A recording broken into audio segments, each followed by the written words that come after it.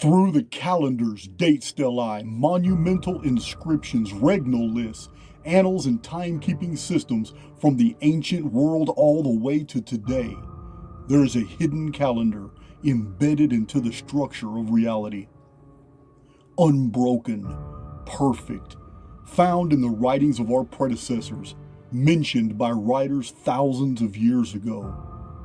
Every 138 years, it brings changes to our world, edits, resets, and then disguises these changes under the guise of natural disasters. The Phoenix phenomenon causes mud floods, resets, mass vanishings, edits of history altering the trajectory of social and political events, introduces new materials, new translations to older text, strange phenomena. A small window of time in the month of May every 138 years when the veil between our world and somewhere else is rent open and there is an exchange of materials. At Archaix.com and the Archaix YouTube channel, you will find innumerous examples and data sets showing you that this strange overseer protocol has totally forged the unfolding of historical events and will return in May of 2040. Our world is not what you think.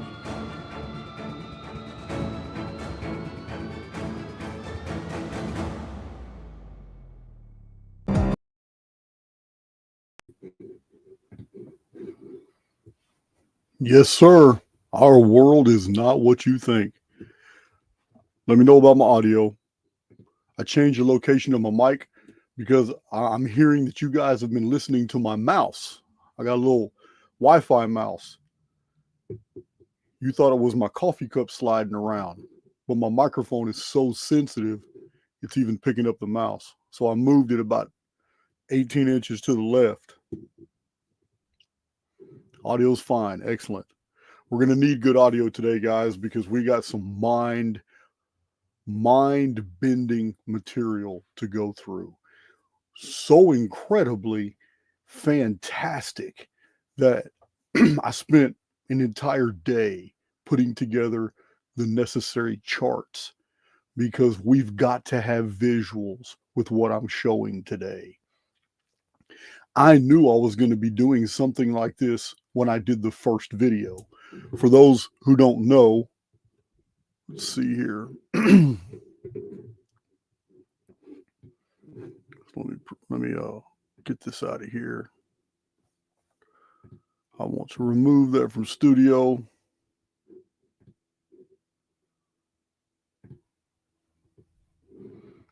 Yeah, from those who don't know,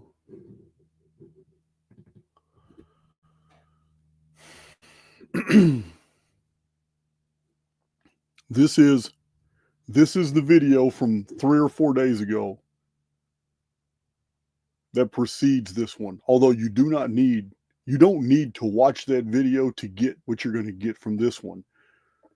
But for a little context, many of the dates in the medieval period and Renaissance period, Phoenix phenomenon events, think strange things seen in the sky, blood rains, 2 and 3 suns, the moon changing color, the moon disappearing, all kinds of things, volcanic activity, people sinking into the ground during massive earthquakes, tsunamis taking 300,000 people to their deaths. All that's documented. This is the video where I went through the historical record on some of these major events. All kind of minor events are always happening. But that's in this presentation here, we're going to go into the calendrics and you're going to see things that you've never seen before. And it was in the course of doing these charts that I completely floored me. I had to stop everything. I had to process what I was seeing. You're going to see it too. And I had to call Cole, and I had to make sure that I was still sane. I had to convey what I had just found in the best way that I could to Cole and just let him bounce back at me what he was listening to. And he knows the Archaix material pretty well too. So I'm happy to know that his assessment was, this is astounding, but I'm not insane. So, a few announcements. Dr. Dani, she's been on my channel before. She's been a guest on my channel. I'll probably have her back. But Dr. Dani is sponsoring this video. This video is dedicated to Dr. Dani. She even has a little ad. Pretty neat. And if you want her information, it's all in the description box. I slipped it in there. I don't even think she knows I was that slick. But all her information's in the description box right now. You'll see her ad in a little while. She did a pretty good one. You got lucky, Dr. Dani, because this is going to be this video is going to be watched a lot and for a very long period of time. All right, so let's see what else we got here. Not really sure what I'm looking at. So I'm learning how to, so you can only do one image at a time unless I'm sharing my screen. So when I present and get an image file, go to my desktop. I'll be damned. Oh, there's the Archaix, April 12th, going to the Golden Nugget Resort. That's the Archaix ad. Matter of fact, I've seen a better ad. I think Elisa did a much better ad than that. Let me see real quick. Yeah, I know she did. Check this out. Oh, there's an issue with your file. Wow. I guess sharing the screen is always the best option because this file sharing stuff feature is just way too slow. It's so slow. Share screen still the best. About an hour ago, I was on X just looking at my feed. I had to laugh. So many people. So many people. All of a sudden, just all the focus is on the Epstein list. I don't give a damn about that list. They're never going to do anything about it. They've had 2.5, 3.5, 4.5 years to cover all that stuff up, protect everybody they want to protect. Anybody they burn from this point forward is just politically expedient. But it cracked me up that mainstream media, alt media that's now controlled by mega corporations and conglomerates like the Wellness Company, they tell all their little lackeys, "Hey man, y'all need to do posts on the Epstein list." So you got people who are in that network, like My Lunch Break, who like My Lunch Break focuses on history and resets and all that stuff, right? So what's he doing posting about the Epstein list on Twitter? As soon as I saw it, I laughed. I said, man, when your masters call, you got to answer. Yeah, I'm not impressed. I'm not impressed with that dude at all. Well, I watched the whole video for the first time. I've watched several of his videos, but only one all the way through, really thinking about doing a critical analysis of it because it's absolute garbage. Whole bunch of conjecture. So why am I not? Oh, there it is. Okay. Now I get it. No, still not doing it. So let me tell you, if you guys see this right here?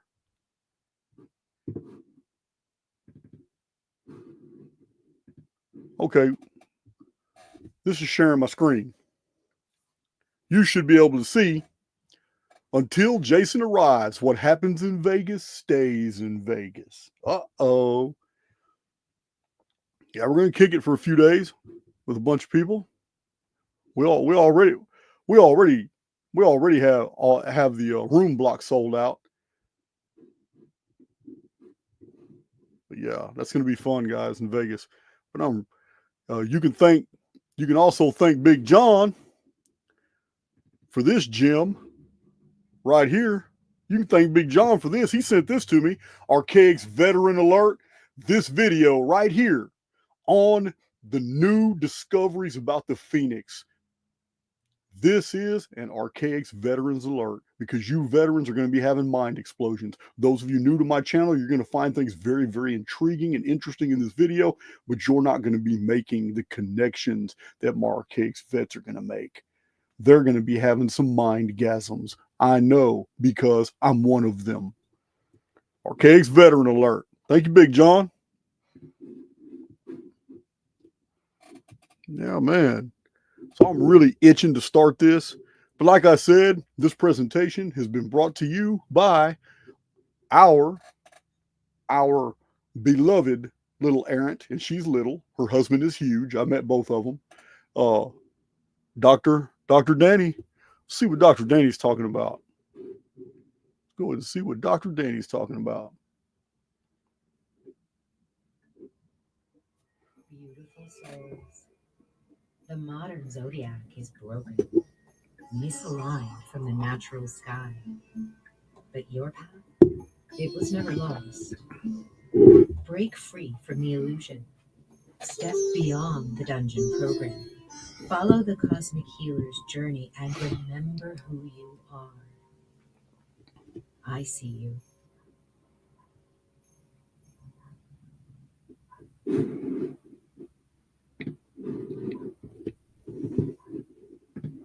Man, that was pretty nice. How was the audio on that little ad? How was the audio on that?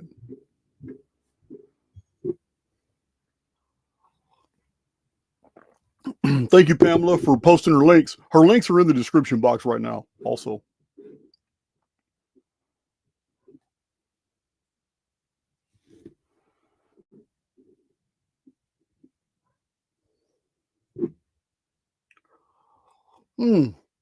I wonder why it's so loud, but it's not loud on the replay.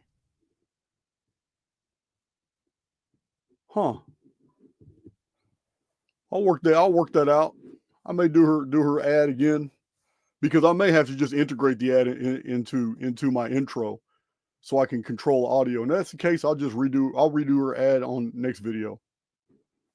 She'll get twice the cover. We'll figure that out, because that audio should be much higher than that, because when I play it on my computer, it's very loud, but for you on screen share, it wasn't. That's interesting. We'll try it at the end of the video again, and I'll just go ahead and replay that ad on my next video, but I'll just integrate it with my intro. Oh, there you are, Dr. Dani. I'll check it out when the video's over and see. We're going to play it again before the end of the video. So check out her links through the description box. She is the very first of a growing line of people who want to have a message on Archaix.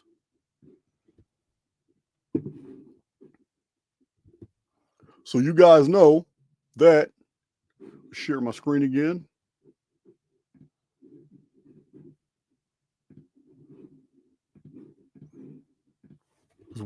Somebody said recently, I hate it when people say, without further ado. So let me go ahead and say it. Without further ado, let's go ahead.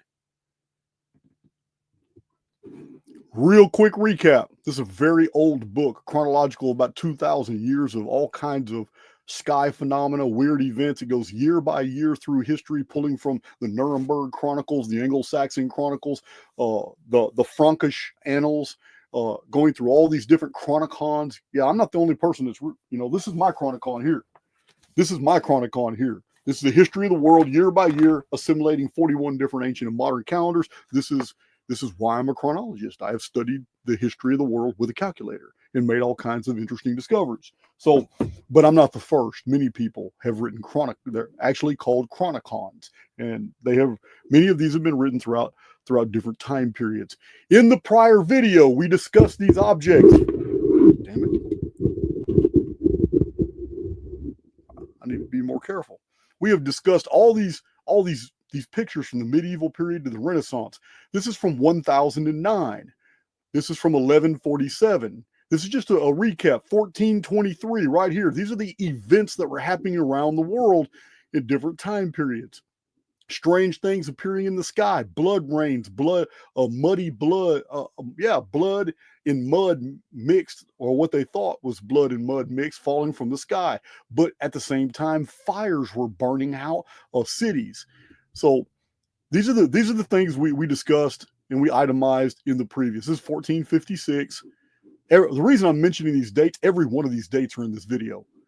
So all kinds of things going on. Here's what was seen over Arabia. It's another picture of it. I'm just going through fast. More. This is when the sky seemed to open up, and it was really unusual. It wasn't a cloud that opened, and all of a sudden, all this red liquid started dripping from the sky. Here's 1506, and here's 1506.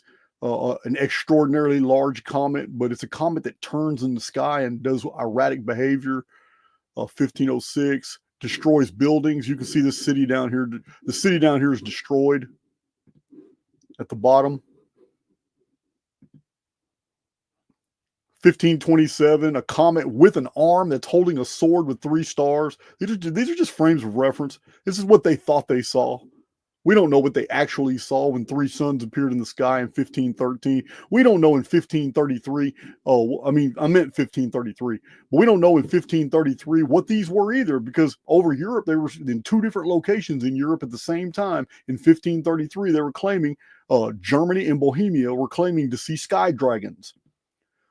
Here's 1533 when an apparition appeared in the sky, and they thought it looked like a white horse and a man trying to get on the horse. 1533 is another sky dragons.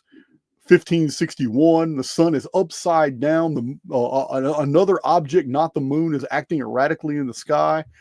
Again, 1561, the Great Black Spear, man. You guys are going to, it's going to be amazing to see. This isn't on none of these events are on the 138-year periodicity timeline of the Phoenix. Not one of these events is on the 138-year timeline. And yet, every one of these events mirror what we know of the Phoenix phenomenon as occurring in the pre-flood world and 2239 BC to the period of 522 AD. We have the entire history of the Phoenix so well documented. This phenomena is not unusual to us. However, none of these are on the 138-year annular timeline. They're not there. 2040 is the next date. 1902 was the date before that. 1764, 1626, 1488, 1350, 1212, 1074. That's 138 years going back. None of these events are on that timeline, but I'm going to show you the events that are on that timeline, so you'll understand exactly what you're getting into. Because I'm telling you, there isn't a single Phoenix video that we have ever done in the past that's like this one. This one, we're going to be looking at all of this in other dimensions of arithmetic. So here they are, 1561 again, 1646, 1646, 1656.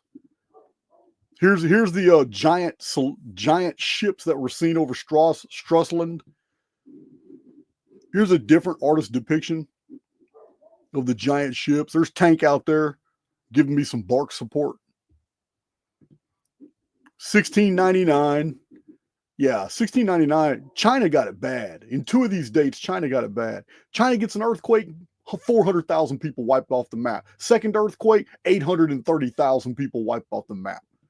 China gets it bad. London Gazette, this is for the year 1752. It's explaining the calendar change from the old Julian. The old Julian dates were designated with a little I. The I symbol, because using the J just wasn't that common back then. So they used an I symbol in front of dates to let you know this is the old Julian record. It's called Old Style. New Style is the dating system after 1752. Old Style is the dating system before 1752. If it's an Old Style date pre-1752, before they changed the calendar, then it's under what's known as Julian designation. Those Julian dates have an I in front of the date. It's I don't even want to get into that. It's so moronic what I'm hearing about these old dates. These guys don't know what they're talking about. 1752, an octagonal star appears in the sky. 1755, one of the worst destructions in Anno Domini history.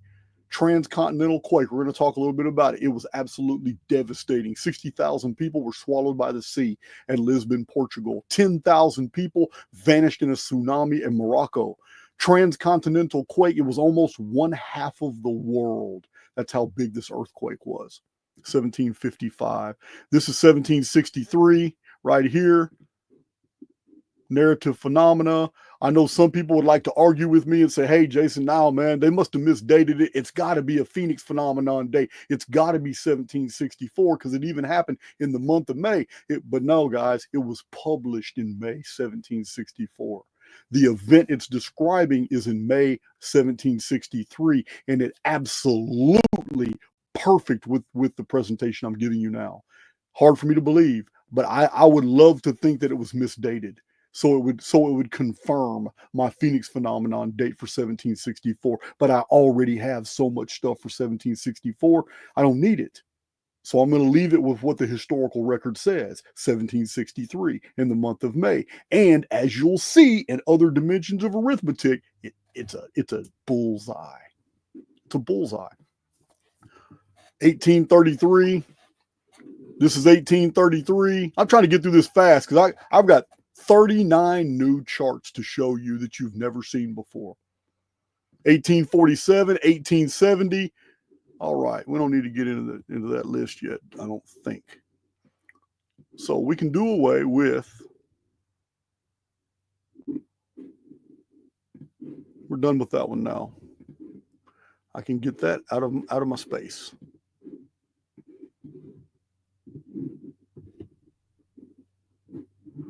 So I do want to show this right here. Real fast.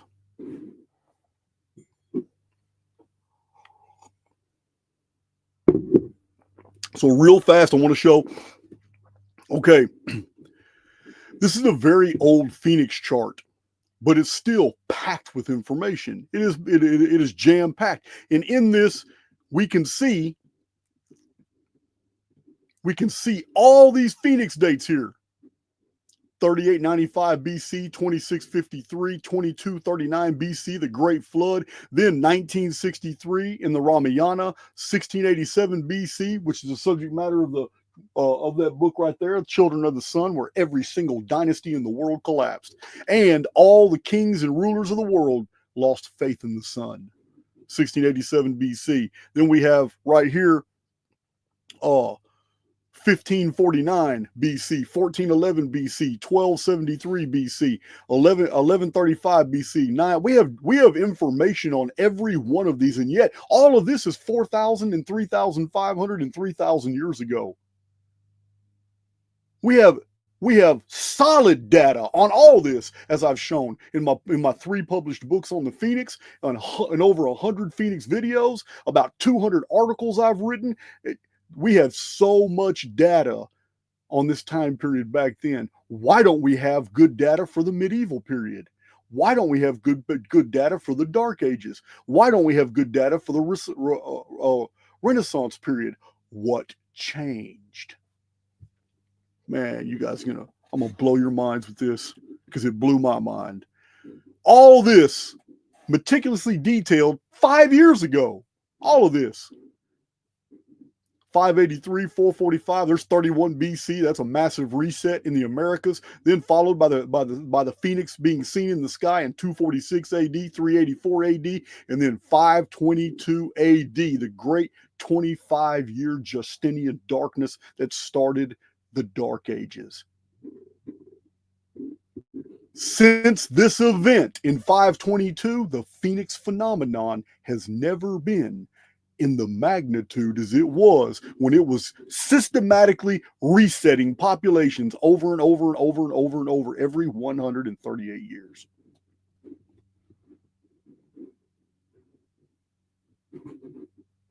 Here's a better chart where you can see the 138. Look how many documented. These are all the. If there's a date on here, I have good data for the chronological data for the Phoenix phenomenon here. The black spheres are the ones where massive destructions of the world took place. This is another chart. Look how light it is around here. 660, 798, 936. We don't even have anyone right here for 1074. Then we do have one for 1212, but the next one's 1350, and we don't have any data for that. Why?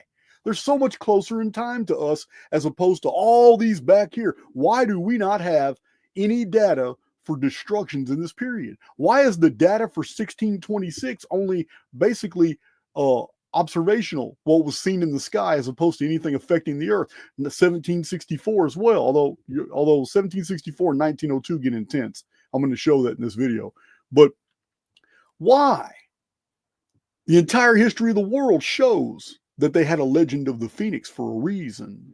But in the last 1,000 years or so, it's like it's lost its power.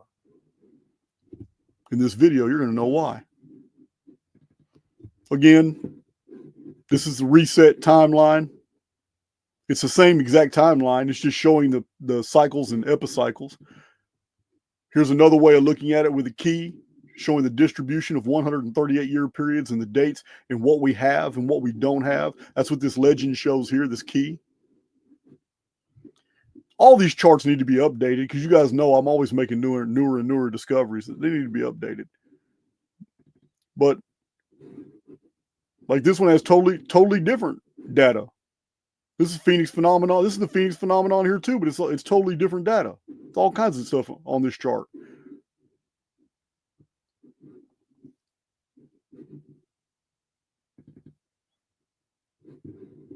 Again, the last total systemic reset that we suffered was 522 AD. But the difference between these 1656-year periods, there's a huge difference. The first 1656-year period right here after the flood, starting with the 1687 BC Ogaigian deluge, this entire 1656-year period is punctuated with resets. Phoenix appeared so many times that they had a distinct knowledge of it. And that's the information that I bring to the table. All this information about the Phoenix. And then there's a 552-year window of silence. There's two events, but they're only observational. And then same thing here, 552 years after the flood, it's basic peace. The world's not being reset. None of these things are happening. Not the Phoenix. But it's during the 1656 years that all this destruction happens, and it's every 138 years. Then something changes in 522. And the only thing unusual about 522 is that, one, it's on the systemic reset cycle, but it's also the only year in history, counting 8,000 years in the past and 8,000 years into the future, that the Nemesis X object and Phoenix ever visited our skies in the same year. That year was 522. And since 522, we've got all these Phoenix dates, but they're impotent, meaning there's visual phenomena, but there's really nothing really happening in the world. It's just something that's seen in the sky. So what happened here? That's what we're going to get to the bottom of. And the discovery and the answer to what happened came as a complete accident by looking at all Phoenix phenomenon dates that are not, or events in phenomena that are not on the 138-year periodicity. Shocked me, guys. This is where we are. 2040 is coming up. We got 15.4 years or so right here, 2040, till the next Phoenix phenomenon date. Here's 522 right there. 522 is the only year in history Phoenix and the Nemesis X object appear in the same year. Another reason this is important is because your calendar, my calendar, the entire world's calendar, the Anno Domini calendar, the calendar that's also used in all of our computer systems, Anno Domini calendar. Microsoft uses the Anno Domini calendar. The calendar for Microsoft systems in Microsoft Word and Microsoft Excel, if you're going to be using its calculator for factoring dates forward and backward in time, you will find that the calendar goes back to 1901. In Microsoft's computer system. This is important. The Anno Domini calendar that we live by today was specifically designed, according to the research that I have posted in Archaix, published by Alexander Del Mar in 1900, was to cover up an older calendar that the Roman Catholic Church didn't want the public to know about. Alexander Del Mar said that calendar is based on cycles of 552 years. That's the Phoenix cycle, 138 times 4. It's critical that you know this.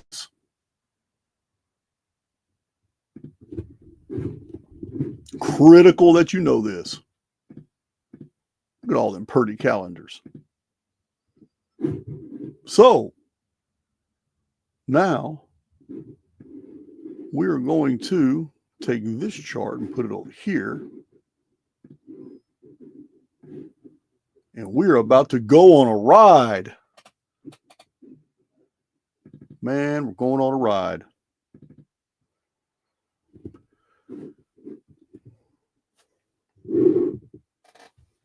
Okay, guys. I don't make promises lightly, and you guys know that I am not in the habit of embellishing. So when I told you that I'm about to show you some amazing, profound things, I meant that. And my Archaix veterans are going to take the greatest value from this presentation, especially those who have paid close attention to the Phoenix phenomenon, like Victoria Z. I know she's been on it, because questions she has specifically asked me in the past are going to be addressed in this presentation. Hard, difficult questions about benefactor protocols, about the Great Pyramid, about Enoch, what really was done with the Great Pyramid. Why is the Great Pyramid sequenced in rectilinear dimensions of 138? Why was this structure built way in ancient times when the ancient records themselves say that the purpose of the building was for a future generation? Why are there stories in the biblical material that are veiled threats, that are literally threatening humans, that if you ever come together again and build another structure to invade heaven, we're going to do far worse to you than just dividing your languages? Yeah, guys, this is all going to be answered right here in this video. You know what? I've already gone through phase 1 of my coffee consumption. Imagine coming up with ideas and theories. This has been happening to me lately, guys. I mean, what are the chances? What are the chances sitting in a prison cell, reading all these old books, coming up with a chronological history of the world and studying it and coming up with the Phoenix phenomenon, the Great Pyramid theory, Lost Scriptures of Giza, the books I published, and never once having contact with that book on the Phoenix that I revealed last week? Somebody sent me the PDF. Had I known that that book exists, I've already been accused. It is so uncanny that all my discoveries are validated in this book from almost 300 years ago that I've already been accused on social media of having known that book existed and based all my theories on that. So stupid, so dumb. I was in prison when all these theories were formulated. And when I put them to paper, my first 4 publishing contracts were from prison. There's some real morons in social media. But it's so validating that this book, that the video I just did last week on the Phoenix, that this book was discovered and that it covered these topics. And what's further validating was the profound discovery that I made today in doing these charts for you to see. I can't wait to talk about this discovery because it's also validating.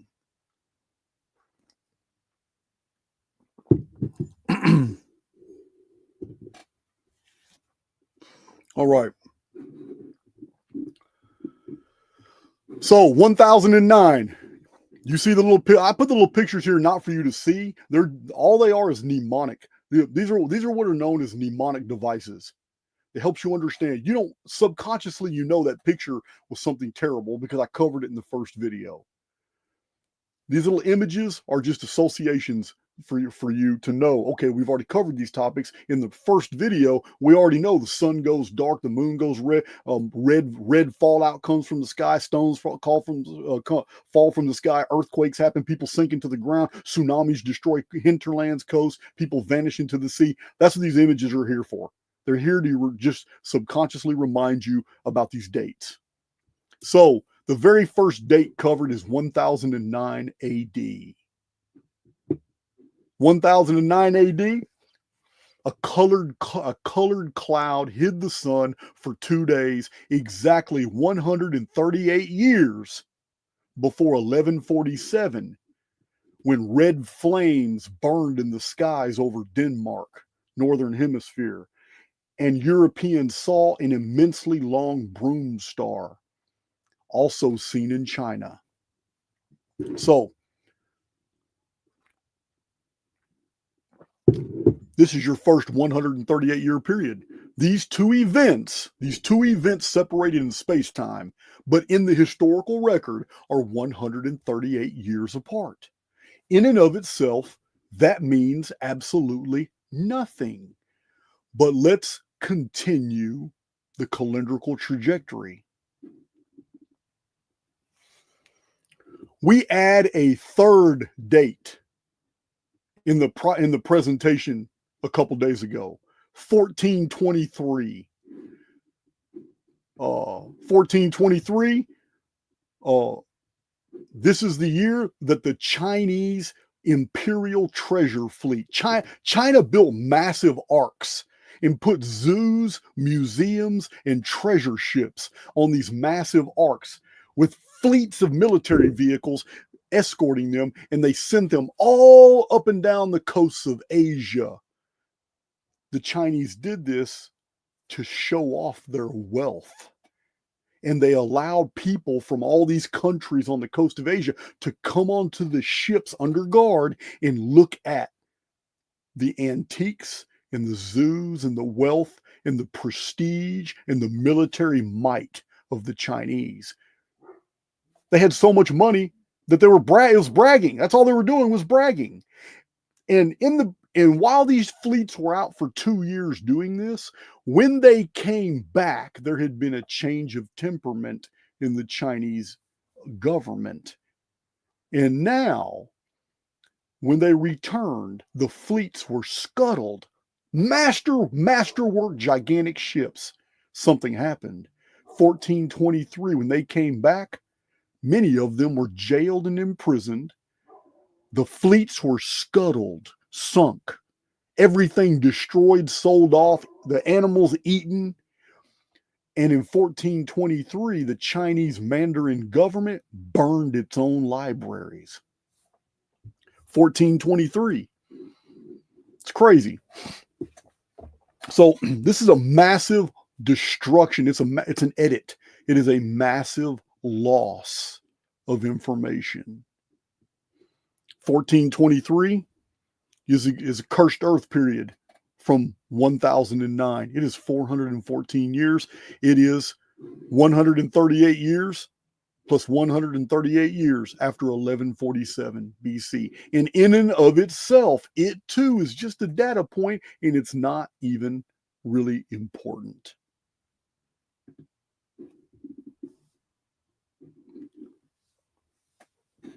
The 1423 date is only the third date, and now we have a 138-year period. We have a 276-year period, which is 138 plus 138, and we have a 414-year period, which is 138, 138, and 138.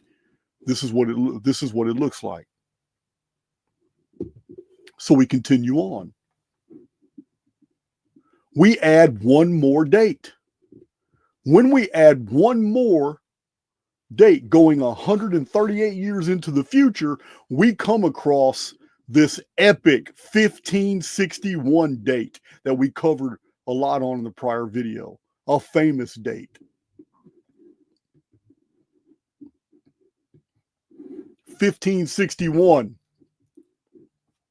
The great black spear slowly passes across the sky after the sun seems to burst forth with yellow, orange, red, and black spheres and globes that seem to fight each other in the sky, while red rain like blood is falling from the sky over Nuremberg.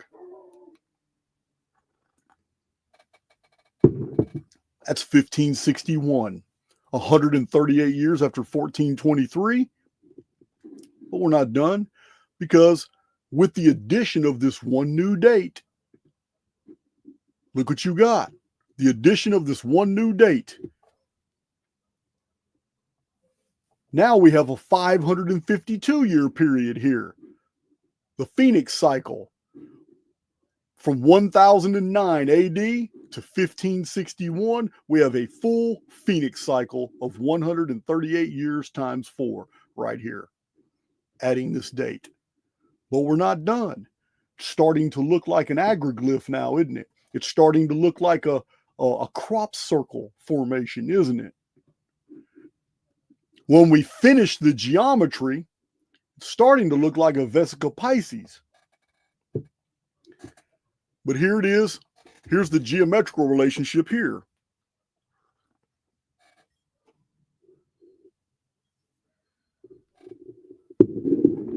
This is just 4 dates. And the common denominator between all these 4 dates, there's 2 common denominators. The 2 common denominators between these 4 dated events is that not one of them is on the 138-year actual Phoenix timeline. And yet, the other common denominator is that every single one of them are in a Phoenix timeline of their own. It's beautiful, isn't it? Absolutely beautiful. Uh-oh. What happened? We added 138 more years. What do you think about that? Isn't that something?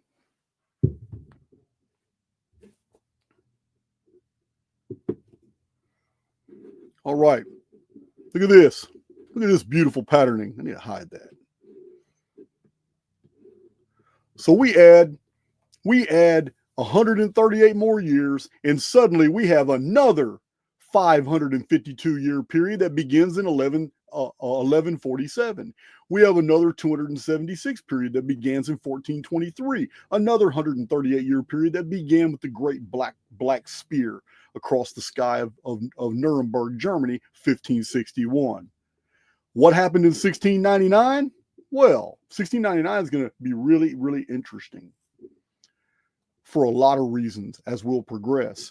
But in 1699, a terrible earthquake afflicted China in the far east, and it is estimated that at least 400,000 people died.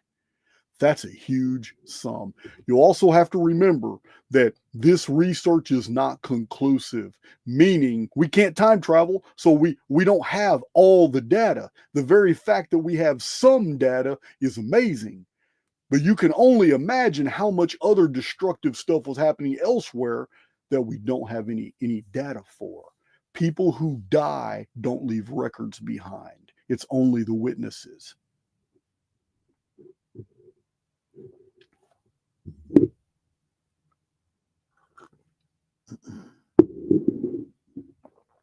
All right, so let's go with, you see how this chart's developing. Look at this. It's beautiful. Beautiful chart. Now, 1699, remember, we're in a construct. The construct is based off principles of geometry, but that geometry is also based off principles of, like, the Phoenix phenomenon, which is based off of what? The fine structure constant. So 1699 happens to be our pattern break. Now, it's going to pattern break. You can't go 138 years into the future from 1699 to get anything that's workable here. But then again, you can. I'm going to show it.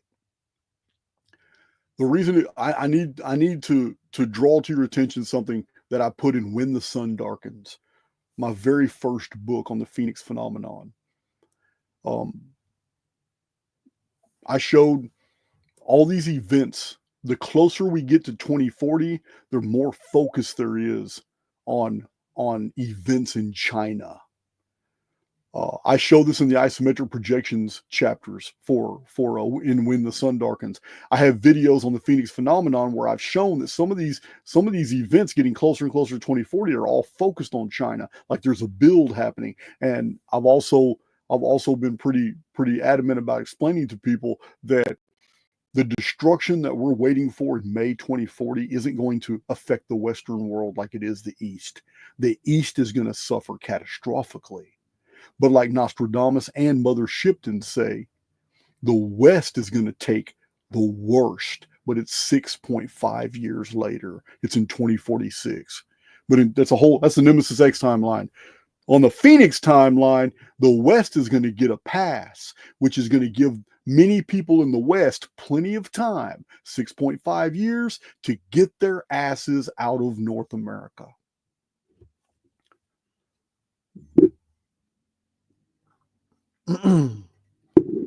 So let's continue on. You see 1699. Now, this is like a collapsed discontinuity I talk about on my channel a lot.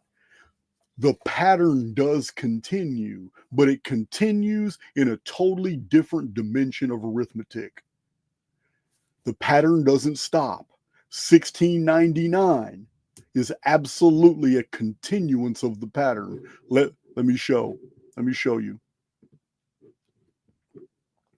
16, this is the exact same chart, no changes, only an addition after 1699.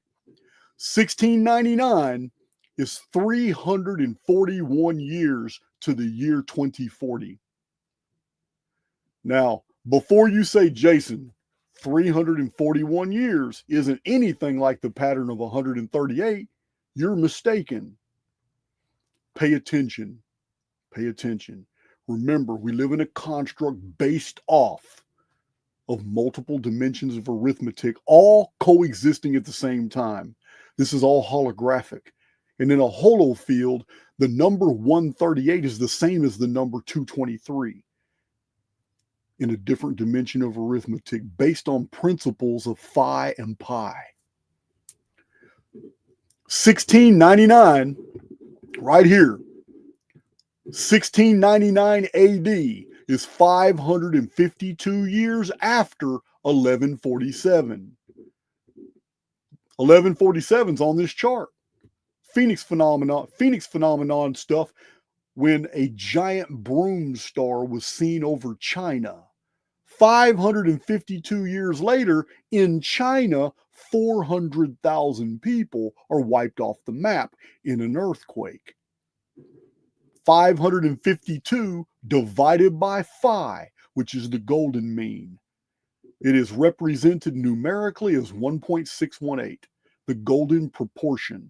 552 divided by phi is 341.1. Therefore, a phoenix cycle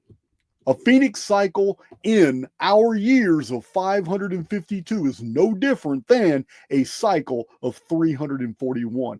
341.1 is a phoenix cycle in a different order of arithmetic.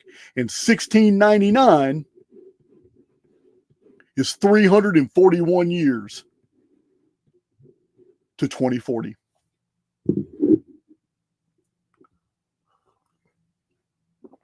So, this pattern is complete.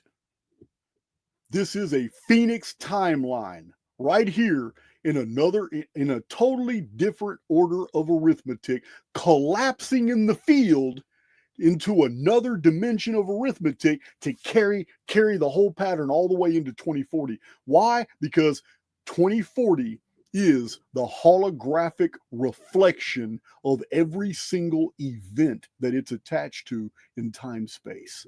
Therefore, everything you see in these pictures, everything depicted in the historical record that happened on these dates are nothing but fractals. All they are is pieces to a puzzle.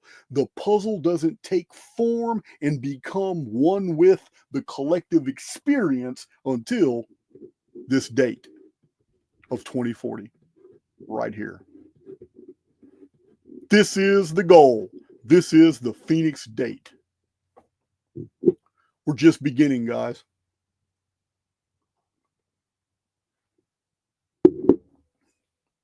We are just beginning. Next, Also in the video from a few days ago, we covered the events of 1527 and 1665. In 1527, there was it's described in the historical record, this isn't me, it's described as a horrible comet. Now, we covered what the word comet means in all these old Nuremberg chronicles, the Frankish annals, the Anglo-Saxon chronicles, and all these different ancient authors. Comet didn't mean what it means to us today. It did sometimes, but the word comet was used often to describe anything unfamiliar that appeared in the sky. So, 1527 was a horrible comet, an unusual sky phenomena over Europe. 1665 was unusual flying ships. Things were documented in 1665 that looked to Europeans like ships that were passing across the sky. And because ships need locomotion, some illustrators got inventive and drew angels above the ships as an explanation as to how they got their locomotion. But there was obviously some type of constructions seen in the sky.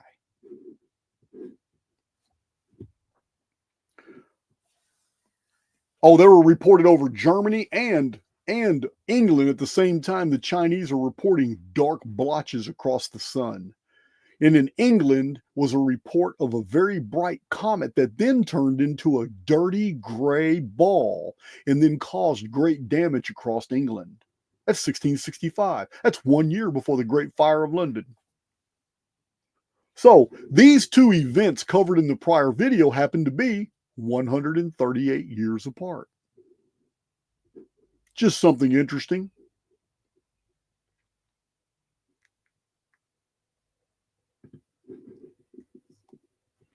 (1479). Again, these two dates are covered in the prior video. 1479 is 276 years to 1755. 1755 is the Great Lisbon earthquake, where I told you about 60,000 people disappeared under the ocean in Lisbon, Portugal, at the same time that a tsunami pulled 10,000 people in Morocco out to sea and drowned them. This is a transcontinental earthquake right after strange objects appeared in the sky. This is in the historical record. It's called the Great Lisbon Earthquake.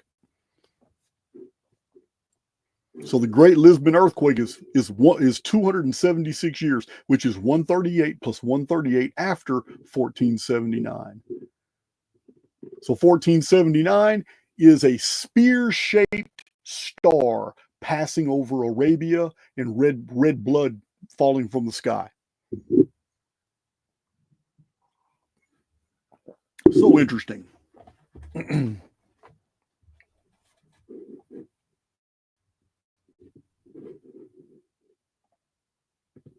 So let's continue. I'm gonna put all this together here in a minute. Again, here are two more incidents from the historical record that we covered in the prior video. 1456, people saw two objects appear in the sky. Two objects appeared in the sky in 1456, and the sky rained blood. There were earthquakes in Europe. There was an object in the sky over China, and there was a quake in Naples that killed 60,000 people. Just like Lisbon. 1870,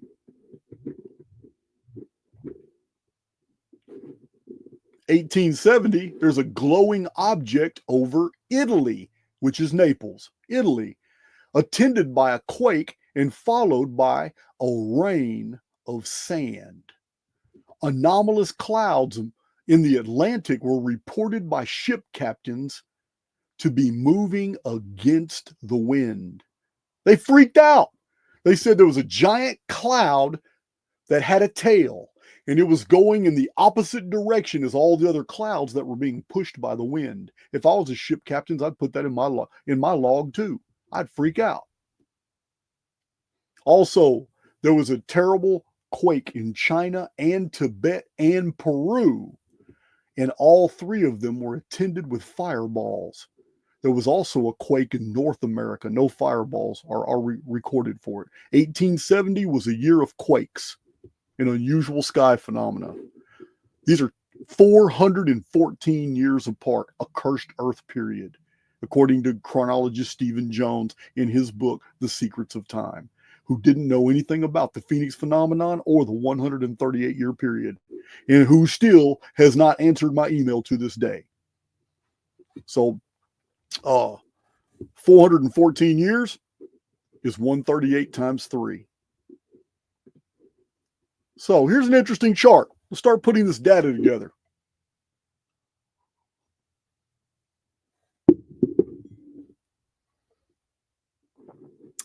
Every date represents events that happened 138 years apart from other events of Phoenix phenomenon nature. We just covered every one of these dates right here.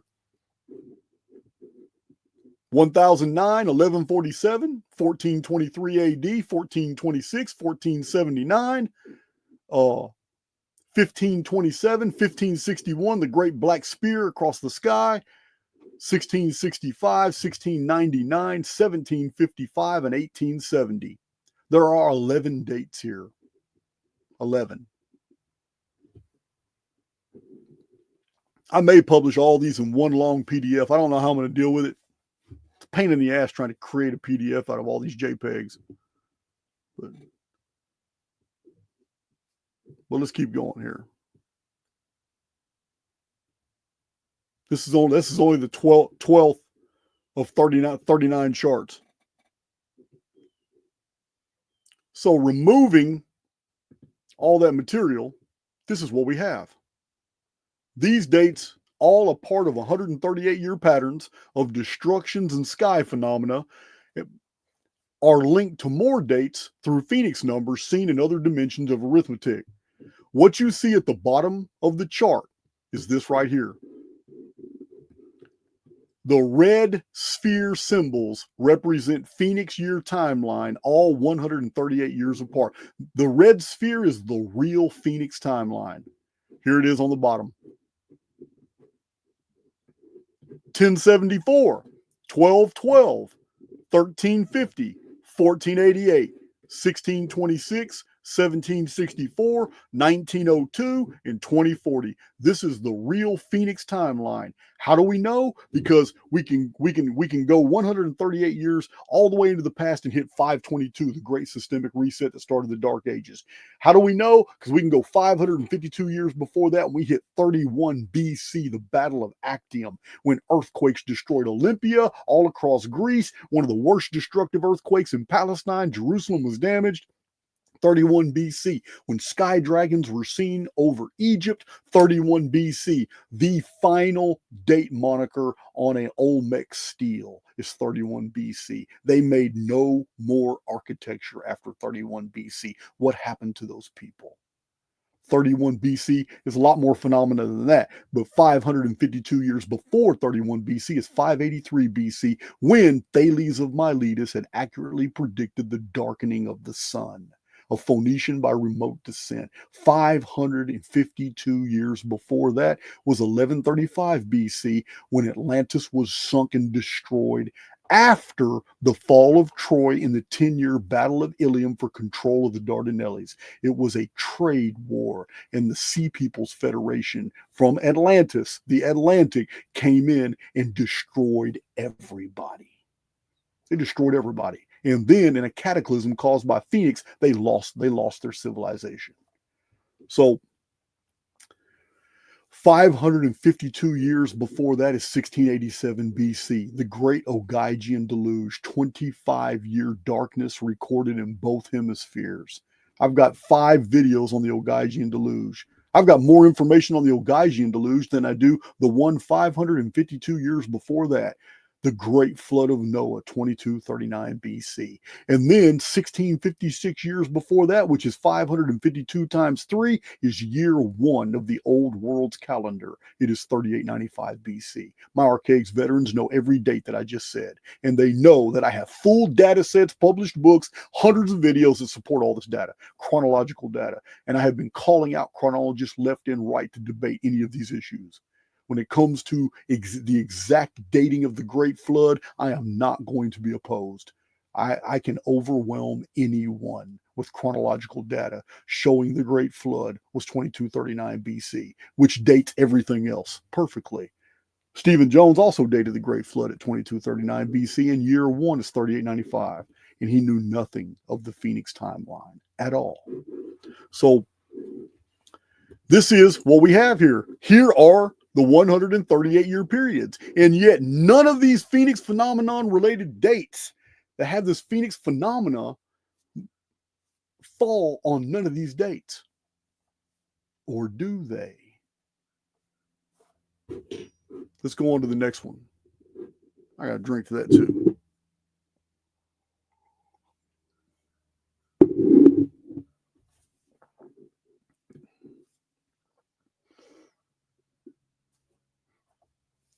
Oh, I haven't been keeping up with my moderators, but every once in a while, put Dr. Dani's link or her links, rotate them in the chat.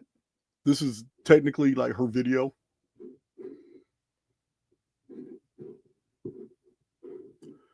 So next chart. Look at this. There's that date again. 1009 AD is 893 years to 1902.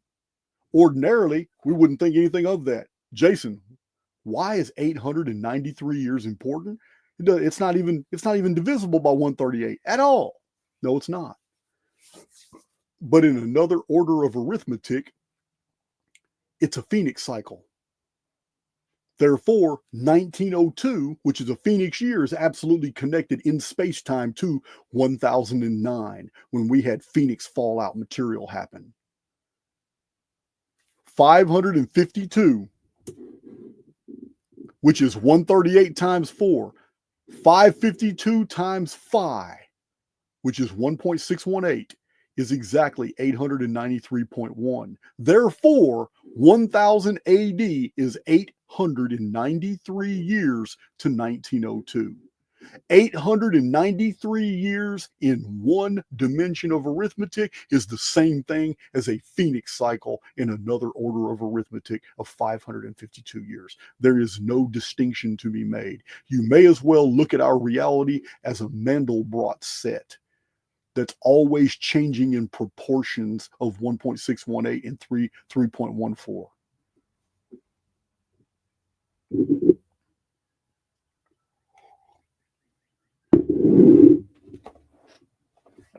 Okay, let's move. Next one.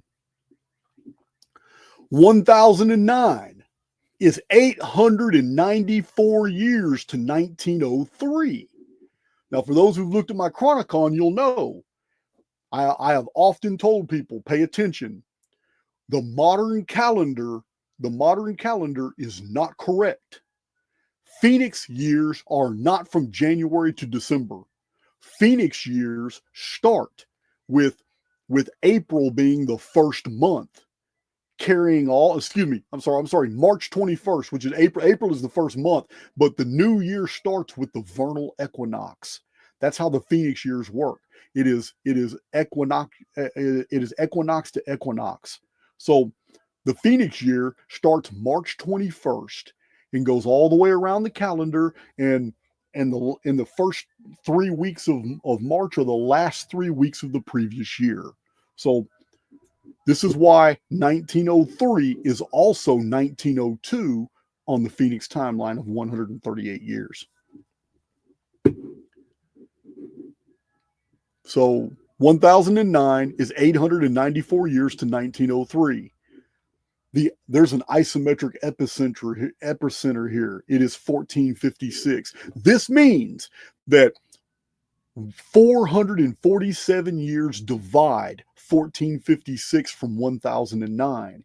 And that exact same length of time of 447 years continues in the future to 1903. The reason this is important is because 447 years plus 447 years is 894 years. And this is important because it is a perfect isometric projection, and I've shown hundreds of these. I've got about 60 of them mentioned in just one book, When the Sun Darkens, when I show all the isometric projections attached to the year 2040, and then the next chapter is all the ones attached to the year 2046. This is in Nostradamus and the Planets of Apocalypse.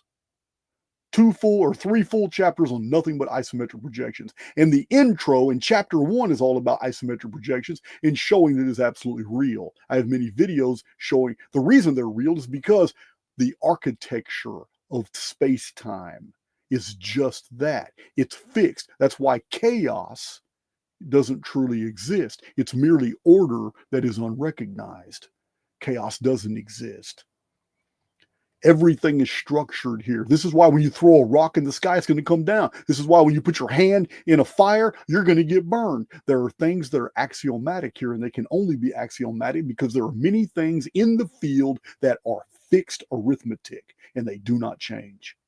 And we experience all of that arithmetic as phenomena. So there are many things that we know that cannot change. I'm not going to walk through a wall. If I try, I'm going to hurt my head. So here is another example of a perfect isometric projection. All 3 dates concern Phoenix phenomena related material. What happened in 1456? Let me look at this little chart real quick. Oh, this is when the sky rained blood, earthquakes in Europe. 2 sky objects were seen over Europe, and 60,000 people died in Naples, and there was a comet over China. That's the dead middle, 1456. It's basically a mirroring what happened in 1009 for 447 years earlier. And then 447 years after that, we have 1903. And we do have quakes. We have sun darkening. We have all that. As a matter of fact, if you go to my Chronicon, you'll find out that the sun darkened in 1903, just like it did in 1902. So that's the next one. Let's check out this one. Here's another isometric projection, starting with the same year, 1009. 1009 is separated from 1527 by 518 years. That's a long time, but 518 years into the future gives us 2045. How many of my Archaix veterans remember David Davidson's architectural chart, his 3-dimensional chart showing the base diagonals of the Great Pyramid, and how he surmised that the dimensions of the Great Pyramid show that our world is on a fixed timeline, and that timeline is going to collapse into another order of arithmetic in 2045. That's his date. My date's 2046 for the return of the Nemesis X object, which actually begins a whole nother deal. But his date for the final year of our present system is 2045. So, yeah, the fact that we're 1 year off doesn't mean anything. It actually means it's probably correct. Absolutely correct. One's the final year, and one is the new year of the next system. So this is 1,036 years total right here. It's a perfect isometric projection involving these dates. 1527 was in the European annals, it's the horrible comet and the sky phenomena over Europe. So 1423. This is when the Chinese came back and destroyed their own culture. They destroyed their own libraries. The Chinese Mandarin government took over, and they just destroyed the previous beautiful Chinese culture that had been acquiring all this information and building these massive libraries. It was this event right here in 1423 that got the Tibetans to start, which was an offshoot of the Chinese culture, to start hiding all their libraries and hiding their scrolls. This is the event. 1423 is the event that started this. They knew to preserve their culture. Because the Chinese, they trip out. This isn't the only time that they've done that. They trip out. Sometimes they get a ruler that goes in there and just decides the mandate of heaven has changed. He kills all the astrologers and decides, look, we need to destroy all the books. Why? Because the books tell us about bad things. If we read about bad things, we start thinking about bad things. The bad things then start manifesting in our reality. So we need to kill all the books. And this is what they do because this is what they believe. And it is a very old, ancient belief. They're not the only ones to do it. There are even records among the Inca where Inca kings destroyed their own written records because they said that the histories of the world are terrible and evil. And if the people read them and start believing those things will happen, they will invite those activities back into their life. This was a belief structure they had. The Inca and the ancient Chinese believe the same thing. And this is why they kept destroying their libraries. So 1423 to 1764. What is 1764? It's a Phoenix date. I'm going to show you today all the stuff that happened in 1764 that I've got documented. But 1764 is on the Phoenix timeline. Why is that interesting? Because it's a Phoenix cycle. 1423 is a perfect Phoenix cycle from 1764. Not in the whole numbers dimension of arithmetic, but in another order based off the golden proportion. 552 divided by 5 is 1.618, which is 341. 1423 is 341 years, or 552 years to 1764, which is a Phoenix year.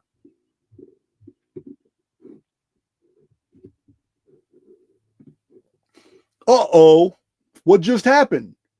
Well, that was pretty neat, wasn't it? Oh, just made that appear, just like that. Uh-oh. Not only is it 341 years, but it's an isometric projection on top of a golden proportion number. There it is again. 340 more years from 1764 is the epic date of Nostradamus, 2105. 2105 is also the Great Pyramid's final year. Remember, in prior presentations, I've shown you guys that the foundation plateau of the Great Pyramid starts 1902. The Great Pyramid has exactly 203 courses of blocks that go all the way up to a flat platform. Those 203 courses of blocks are a countdown until the return of the chief cornerstone in the year 2106. From 1902 to 2105 AD are the 203 steps leading up to the top. Each step is a container of knowledge. A container of knowledge is simply a book. This is in 2nd Esdras described as the 204 books made by the holy angels that contain the past, present, and the future. The 204 books of 2nd Esdras are the 204 courses to the year 2106, which is the return of the chief cornerstone in the year 6000 of the old world's calendar. It's not the year 6000 of the world. No. Because that year of 6,000 is 6,000 years from 3895 BC, which is year 1 of the pre-flood world. It is year 1 of the 1,656 years of Genesis' pre-flood world, between the great systemic Adam and Eve reset and the systemic reset of Noah, called the Great Flood. The difference in time is 1656 years. Which is the time between two world destructions, according to 950-year-old commentaries written by Rashi. All this is on my channel and other videos. I'm just reminding you now how important this date is. 1 year more is the 204th level, which is the chief cornerstone above the pyramid, when it's in place. Once it's in place, it fulfills something else. You see, the Great Pyramid is 51 degrees.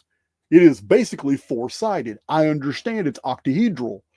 Many people try to use the octahedral fact to say that the pyramid doesn't have four sides. It has eight. Bullshit. It has four sides. It's a pyramid.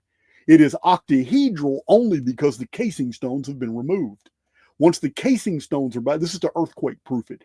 Once the casing stones are back, it will lose the octahedral effect. But the casing stones have been removed. So it's not noticeable with the naked eye. You have to have shadows, lighting, and camera equipment in order to see the octahedral effect. Now, anytime you see it in a photograph, it's been enhanced. So the four-sided pyramid is 51 degrees on each apothegm. This is the slant. 51 degrees times 4 is 204. So therefore, the geometry of the Great Pyramid is self-referencing. It's the 204th stone, the chief cornerstone, the stone the builders rejected. So in the year 2106, it comes down to fulfill the monument of man. Every stone, a soul of man. This goes to the Christian mysteries. Christian mysteries talk about it. I will make you a pillar in the temple of my God. I will give you a white stone with a new name. And then you find out in the Shepherd of Hermas that the white stone is actually the promise of a new garment. Then you find out that the new garment is something that will adorn the soul, not the body. Therefore, your body is an avatar that belongs to the construct. You actually exist independent of your body. You're inside your body, and your body will be adorned with something of a much greater aspect than the present avatar. This is the white robe given in the Christian mysteries with the new name, your true identity outside the construct. The beautiful holography here is that the top, when the chief cornerstone descends, the apothegm of the pyramid is exactly 7,344 inches. It's 612 feet, 0.0 exact. My Archaix veterans know 7,344 is the entire length of the timeline from 5239 BC, the beginning of the Anuna calendar, all the way to 2106. At 7,344 years, which is 2448 times 3. 2448 is the number. It's two things. It has two meanings. 2448 in the book The Orion Prophecy is shown in ancient Egypt to mean cataclysm. But for others, it means Exodus. The year 2448 is the year of the old world's calendar, is in our calendar 1447 BC, when the Israelites made their escape from Egypt. The Great Pyramid embodies two concepts. If you're a part of the monument, then you will make your escape. You will exodus the construct by virtue of the monument and what it does. If you're not a part of the monument, 2448 becomes cataclysmic to you. We'll get to that. We're not done with that concept. That concept is going to be revisited at the end of this video. If you want to know what I'm talking about, I got a lot of other videos that talk about all this stuff. This is just a reminder right here. Next chart.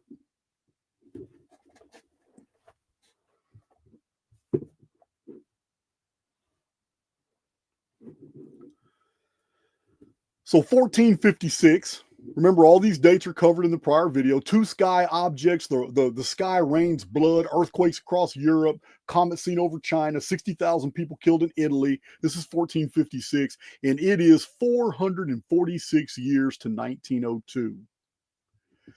The exact epicentral year is also one of the years that we have discussed, 1679. We discussed it in the prior video. 1679 was an Armenian quake. It was a quake in Armenia that was devastating. But what made it even more horrific was during the earthquake, fire was ejecting from the ground. This is in 1679. This is the Armenian quake. It's the isometric epicenter.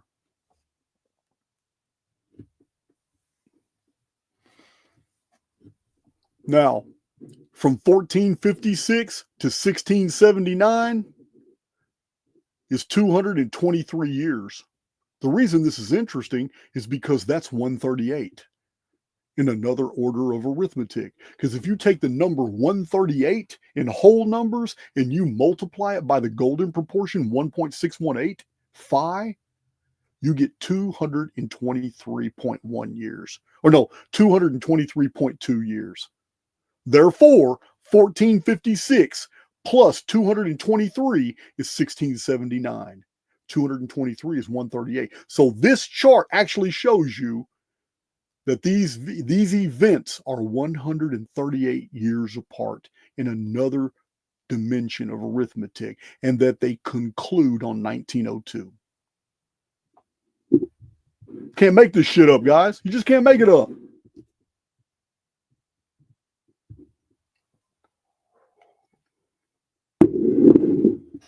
Thank you, Paper City Dolls. No, I have a comet for 1680, but nothing really happened besides a comet. Just something seen in the sky.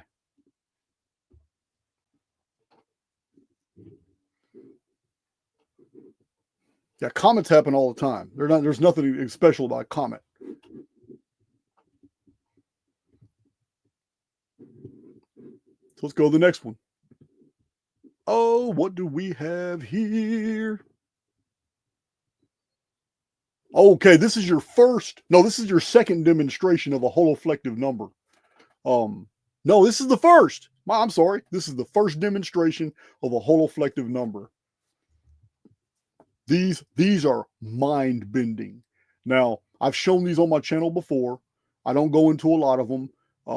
It's crazy how the history of the world going forward and backward operates on these principles. It shows that we're in a hologram. So 1456, where we just analyzed a second ago, is 391 years to 1847. 1847 is a date we're going to discuss several times in this video. 1847, there were large meteorites that fell over Iowa, Arkansas, in the sky over Arkansas in the United States, darkened. Clouds appeared out of nowhere.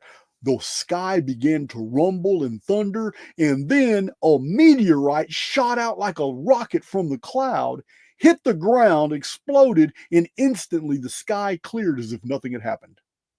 This is recorded in Arkansas, 1847, as there were meteorites over Iowa. So these events are 391 years apart. But the reverse of 391 is 193. And 193 years after 1847 is the year 2040. Oh, this is not an anomaly, guys. The structuring of our history is on these principles. I can show you hundreds of these. Holoflective sequencing moors the end of a timeline. 391 years was the end of that timeline. It moors it to the beginning of the next timeline, but in reverse. So as a mirror image, the number 1 is what moors these two timelines. One of them is 391, and the other one is 193. The 1 is the pivot. Holoflective numbers are reflections of numbers in the field, but there's still a continuum of the pattern. The pattern doesn't break, it folds. This is a holoflective sequence. You're going to see several of these in this presentation. They're amazing, guys.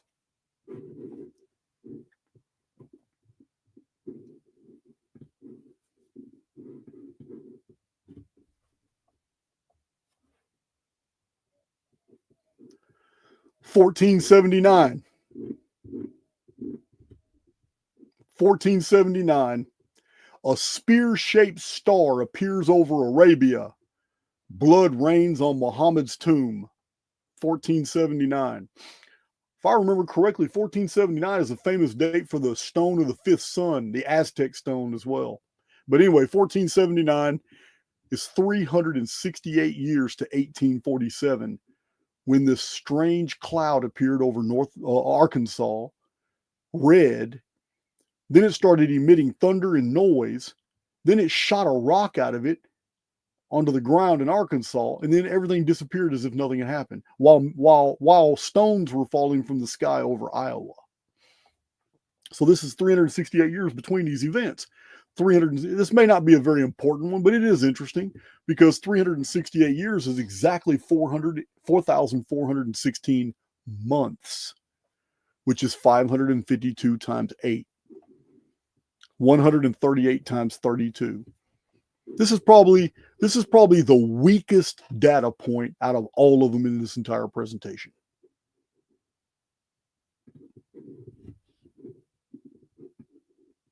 Next chart. Again, you got your 341 years. Where have we seen that now twice before? 552, which is 138 times 4. It is a phoenix cycle divided by the golden proportion of 1.618 called phi. Is exactly 341.1. Therefore, a phoenix cycle in another order of arithmetic is 341 years. And 1506 plus 341 years gives us that 1847 date again. So what's 1506? 1506 is a strange object. Some writers call it a comet. Others say unknown phenomena. Others say it was a great ball in the sky over China in the year 1506. I don't know what a great ball means. I guess to anybody, the moon would be a ball. 341 years separates these events.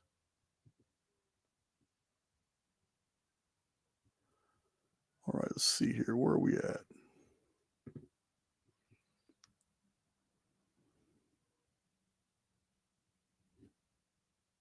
We're moving. We are moving on up, ain't we?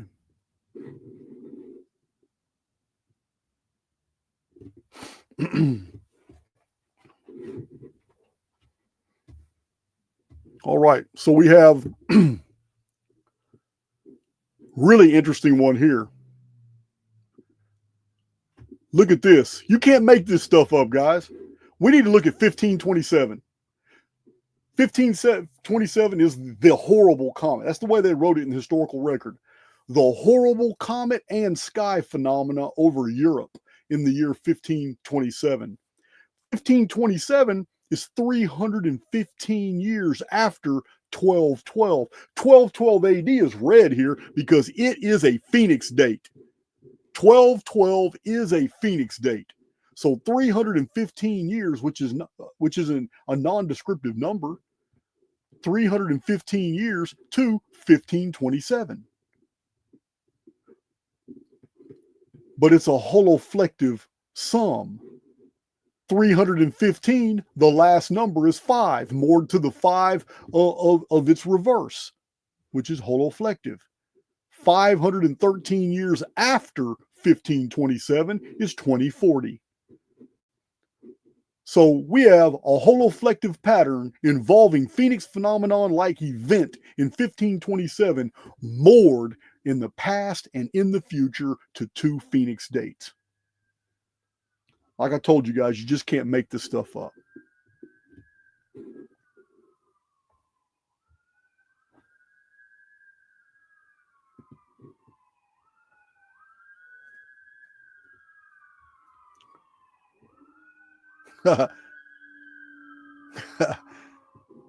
Man, I hear them sirens. My dog's about to start going off. That's Tank. All right, next chart. 1551. This is crazy. 1551. Lisbon, Portugal experienced an earthquake after red rods appeared in the sky and terrorized the people, and a rain of blood fell upon the city of Lisbon. Can you imagine being in the year 1551 and these strange things appear in the sky and they look like red burning rods? and red rain starts hitting the sky, and then an earthquake happens. This is in 1551. What's really crazy is that 1551 is exactly 204 years to 1755, the Great Lisbon Transcontinental Earthquake, when 60,000 people in Lisbon were washed out to sea, never seen again. At the same time as 10,000 people were washed out in a tsunami in Morocco, and a transcontinental earthquake destroyed things all over Asia and Europe. That was 1755, and it too was visited with strange things in the sky and noises from the sky before the earthquake happened.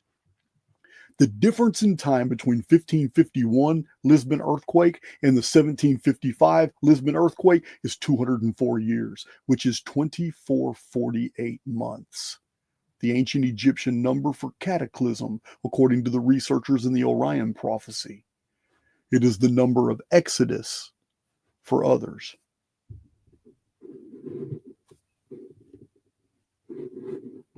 (1551) is 212 years to 1763. You guys remember what happened in 1763? I showed that old broadsheet. I showed the old broadsheet that said unusual phenomena, May 1763, and it showed a coffin floating through the sky. It showed crosses and red crosses, and there was a rain of blood. And man, where is that? Let me show that real quick, man. I don't want. I done got stuck on telling you things instead of showing them to you. Let me go ahead and show you these real fast. You guys know what I'm talking about. 1763, right here.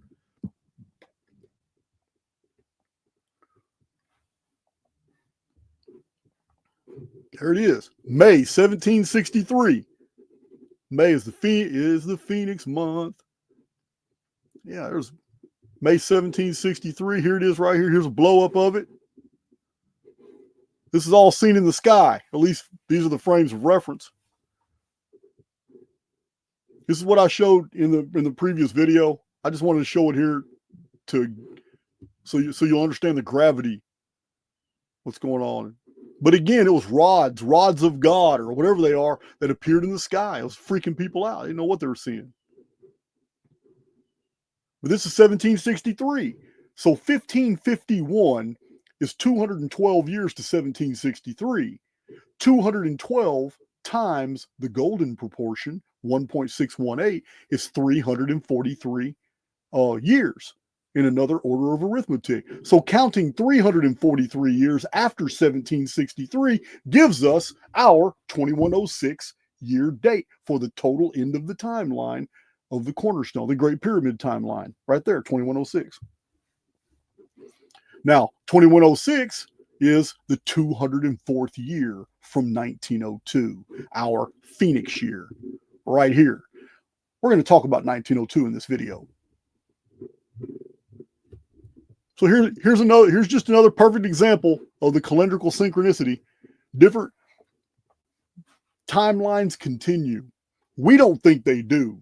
Even in our personal lives, as I've said in many presentations when I'm discussing the informed field, even in our personal lives when we have set things in motion, and then all of a sudden it feels like everything's changed, there's been something's going on, it's a collapsed discontinuity. The original patterns of your life do continue. They just don't continue in the same order of arithmetic that you're experiencing. They have moved on. The patterns continue. They always exist. And it's later on when you can sync back in with the original arithmetic that you get back on track. Like writer's block. Writer's block is a period of time when it's a collapsed discontinuity. It is when the phenomena of one arithmetic has completely collapsed and you're no longer in sync with all the things that you were formerly in sync with, and there's a period of time when you're not operating or functioning right anymore because you have become unmoored from a reality tunnel that you had formerly been synced with. It's the same thing with historical events in the collective. These patterns never cease to exist. They're there. You just have to find what order of arithmetic they've collapsed into. Next chart.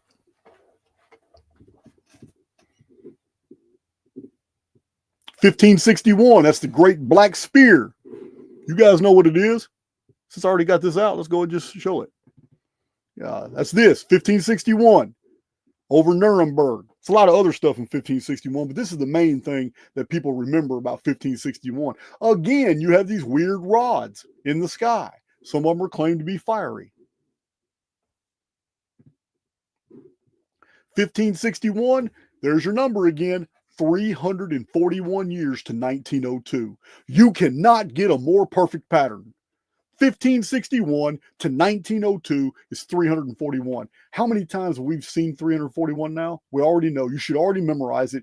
552 divided by 5. The golden proportion of 1.618 gives you 341.1. You should know this already by this time in the video. You can't make this stuff up. This type of synchronicity cannot be invented and still maintain over a long period of time in all these demonstrations, as I've shown in Archaix. It just can't. What you're looking at is the structure of our reality.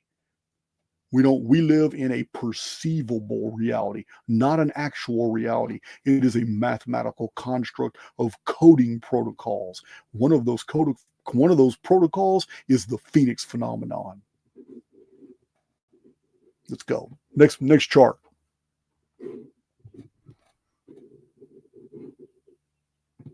So 1561. Excuse me.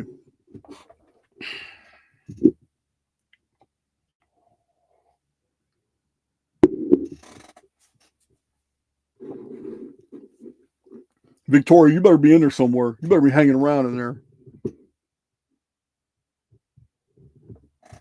I can't really pay attention to the chat right now.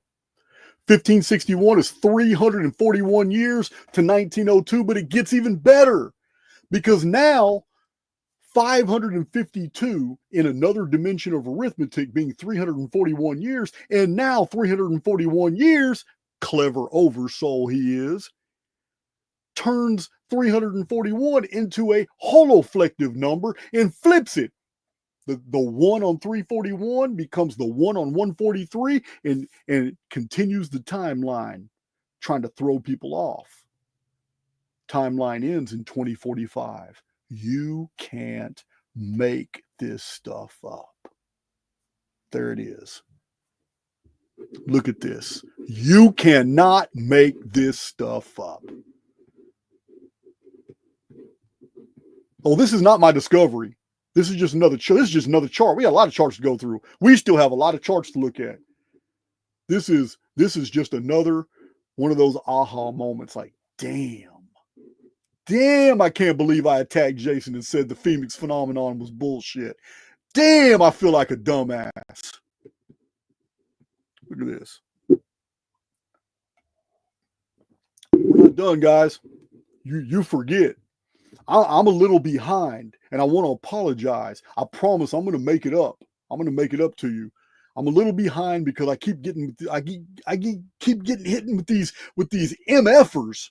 I'm talking about my last 10 videos or so. I've dropped some MFers. And the next one based off the Phoenix and the Zodiac, how the Phoenix was completely hidden and they invented this Greek solar zodiac. Oh, I couldn't even believe.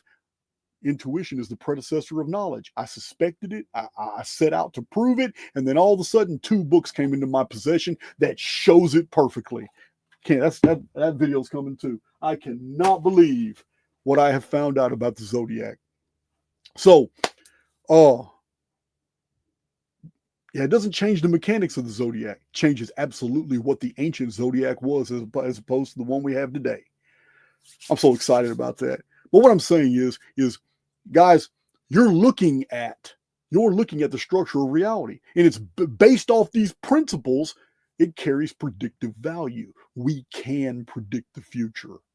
You can, as long as you're predicting things that are in the field that belong to the collective and not to the personal. And once you understand the difference, you can do all that. This is what I'm soon going to be teaching those who are subscribed to Ophis. We're about to do videos where I'm teaching these principles and letting people understand, because we're not quite sure what we're going to do with the system yet. You guys know I'm altruistic.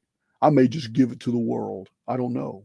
It all depends on how my business partners are acting. I don't know what I'm going to do, but I know that I'm really excited about it, and I'm a little behind on Ophis, and I apologize, but I promise you, if you're subscribed to Ophis, you got some blessings coming. I'm going to make sure of it.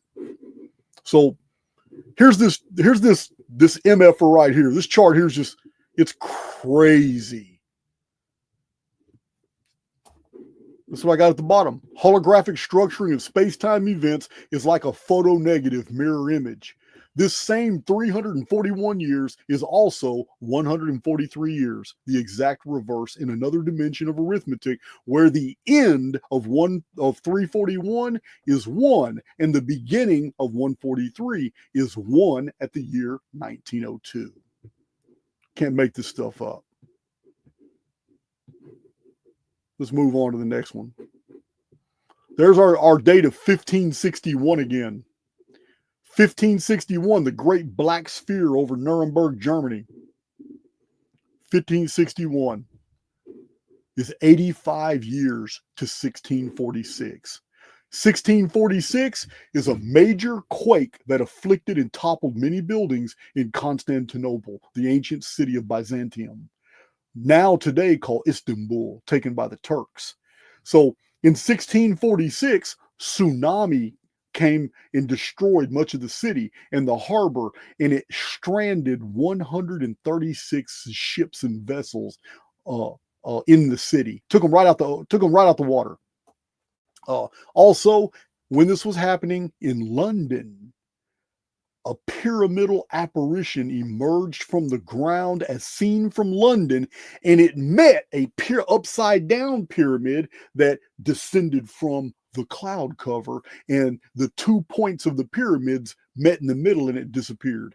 This was seen from London in 1646. Until this day, we don't know what it was, but in Italy, it was raining sulfur. Excuse me. Of 1646. Now, why is this a big deal? 1561 is 85 years to 1646. It's because 85 is the number 138, the Phoenix number in another order of arithmetic. 138 divided by the golden proportion of phi, which is what the Mandelbrot set is based off of. 1.618 is 85.2. 1561 plus 85 years is 1646. It's very simple. Now, I also want to temper this presentation with this. You're only seeing the ones I've been able to find in the past 3 days. That's all you're seeing. And I've already overwhelmed you with material already, and I'm not done. But you're only seeing what I've discovered in 3 days with everything else I've got going on in my life. My Ophis emails, my admin stuff for Archaix, having to communicate. I got a bunch of emails, everything I'm doing in life. In my spare time, I'm studying history the same way I studied history in prison to write this book, Chronicon, History of the World. The same way I wrote this book was with a calculator in my hand. Is the same way that in the last 3 days, I made all these discoveries. So don't get me wrong. If I was to really apply myself and spend like a month, I could probably do a presentation showing 1,000 of these. They're everywhere. They're everywhere. Here's 1561. 1561 is 191 years to 1752. 1752 is notable for 2 reasons. One, over Slavenge, Norway, an octagonal superconstruction appeared over the sky. I understand that the historical record, as mentioned in Charles Fort's Book of the Damned, described it as an octagonal star. But in order to be an octagonal star, it has to be of sufficient size for you to be able to actually delineate 8 equal sides. For the people on the surface world to look up in the sky and determine that an object was octagonal, it had to have been larger than the moon. We're talking about something that was huge that appeared in the sky in order to see that it wasn't round and that was indeed 8-sided. So this super construction An octagonal object appears in 1752 in the sky over Norway. This is also the year that the calendar was officially changed. And the older dates, anybody still using the older Julian dates was putting an I in front of the date.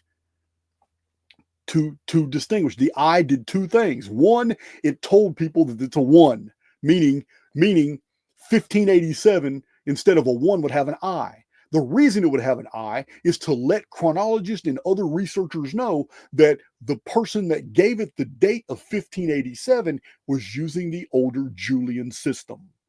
The older Julian system dates are off by 10 days. So if it didn't have an I and it had a normal one, then it was a date that was actually using the new Gregorian system post 1752. As a matter of fact, I even posted an article about it. Yeah, I even posted an article from the London Gazette. This is from the London Gazette, 1752. This is from the year 1752, talking about the calendar change and the new procedures. Yeah, it's crazy.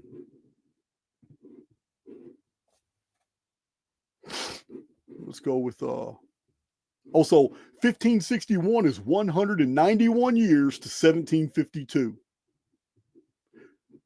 191 times phi, the golden proportion, 1.618, gives us the number 309.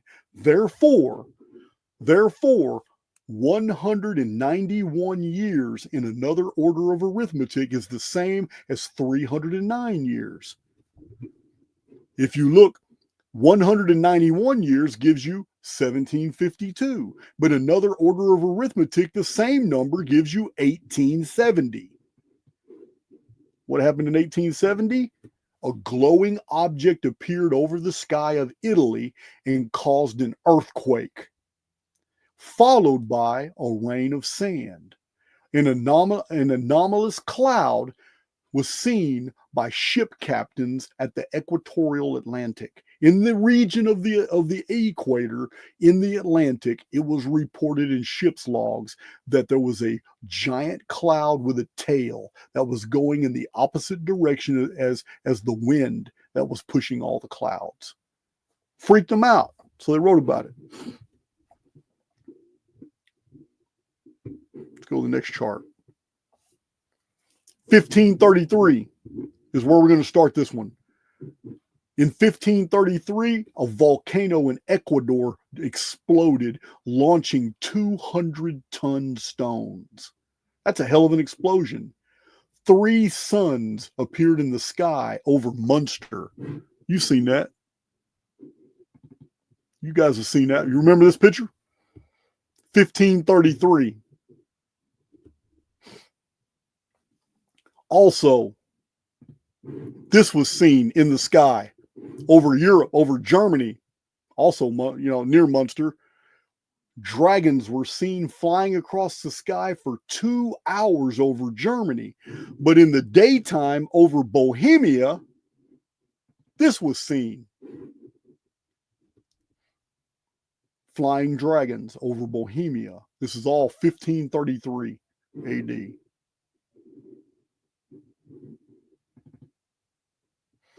Also, an apparition was seen in the sky over Bohemia that looked to the people like a giant white horse with a man trying to get on it. We don't know what they saw, but that's their frame of reference. So that's 1533, which is 219 years to the appearance of the octagonal construction over Norway and the change of the calendar from old style to new style, Gregorian, 1752. The difference in time is 219 years. 219 years times the golden proportion is 354. 354 years after 1752, the change of the calendar and the octagonal star, a construction, is 2106, the return of the chief cornerstone. also a construction. Also, for those Archaix veterans, we're not talking about the Nemesis X object. But my Archaix veterans, please remember, in past presentations, I have told you that the Nemesis X object is a super construction. And those of you who have done your homework, you know, and you've seen the charts, the Nemesis X object returns in 2106. It's on the Nemesis X timeline. Totally independent of the Phoenix timeline. Can't make this stuff up. Yeah, Dak, you late. You are late. Give you a green wrench. Let's go to the next one. See what we're dealing with here. Oh, let's get some juicy stuff here. 1561, the Great Black Spear over Nuremberg in the War in the Sky over Nuremberg, Germany, 1561. Remember, we just looked at 191 years to 1752. We just looked at that. But that 191 years is an isometric projection. It's a really unique one because 191 divided by 2 is 95.5. We have two periods of 95.5 years. The isometric epicentral year is the year 1656 AD. How many people know this year? This is a cross-calendrical parallel. The pre-flood world, according to Genesis, ended in the 1656 year. What was it? It was the Great Flood. What happened? Time and culture and civilization and the races collapsed. 1656 is 138 times 12, mirroring the 1656 Anno Mundi Great Flood year. This is this epicenter. 95.5 years into the past is 1561. 95.5 years into the future is 1752. A new calendar and the octagonal superconstruction appears. Then 95.5 years further into the future is the year 1847 that we keep coming across over and over, when rocks fell from the sky over Iowa, but over Arkansas, a strange cloud darkened the sky. It turned red, it thundered and gave off rumblings, and then it shot a meteorite into the ground in Arkansas, and then the sky immediately cleared as if nothing happened. 1847. It's just an isometric projection. It's an interesting one, but you'll find a bunch. Especially if you read my Nostradamus and the Planets of Apocalypse. I got so many documented. I've got isometric projections on even the World Trade Center tower. I mean, I'll tell you that one real fast, just out of my head. We know that the World Trade Center towers collapsed in 2001. And it's absolutely fascinating that it was 1973 is when they were dedicated and open to the public, and businesses started moving in to the World Trade Center complex. In 1973, these were the tallest buildings in the world in New York City. 1974, that changed, but it doesn't matter. It has nothing to do with this pattern. In 1973, the World Trade Center towers were the tallest buildings in the world, and they were located in New York. This was 28 years before they were destroyed in 2001 in New York. But if we go back the same 28 years from 1973, we get to 1945, when a military craft flew right through the 78th and 79th floors of the Empire State Building, which was the tallest building in the world in 1945, located in New York. You can't make this stuff up. The entire history of the world is full of palindromes. We call them in Archaix isometric projections because we understand that the space-timing structure is just that. It operates on the principles of architecture.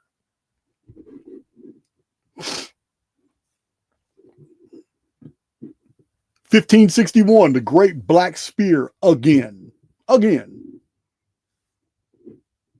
Starts this pattern. It too is isometric. 272 years to 1833, which is 272 years to 2105, the final year before the return of the chief cornerstone, the 203rd year of the Great Pyramid, fulfilling all 203 levels, courses of blocks, all the way up to the flat top, which began 1902. This is a perfect isometric projection. So, you guys remember what happened in 1833? Because 1833 is also another isometric projection. I don't know if I did a chart on that. We'll see. This is 1833. It has gone down in the historical record as over 240,000 meteorites per hour. It is the most spectacular aerial meteoric falling star fallout ever in recorded history. 1833. Now, it was also documented over France, but it wasn't that intense as it was North America. It's incredible. This is 1833. 1833 is the isometric epicenter between 1561, the Great Black Spear over Nuremberg and the War in the Sky, and 2105, the end of the calendar. I think I got 1830. Yeah, I do. Here it is right here, 1833. It's its own isometric. Look at that. 1833 is exactly in the middle of 1764 and 1902. It is an epicentral year in the exact middle of a 138-year timeline between 1764 and 1902, because 69 plus 69 is 138. That's a simple one. Whoa, man, am I going for cup number 3? Cup number 3. The best part of waking up. Archaix in your cup. Yeah, man.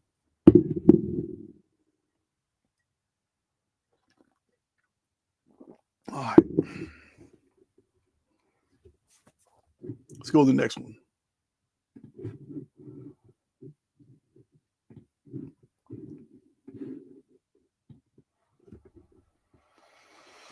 Man, oh man. 1870. This chart here exemplifies that we're living in a construct. This chart here is it's a perfect example of what I'm talking about, that we live in a hologram. It's a perfect example. 1870 is 1,870. It is 170 times 11. That's what 1870 is. 1870 Anno Domini is 1,870, which is just, if you divide it by 11, it's the number 170. And yet, 170 years after 1870 is the year 2040. It's year 2040. Isn't that something? It's crazy. What's 170 years? Oh, it's 2040 months.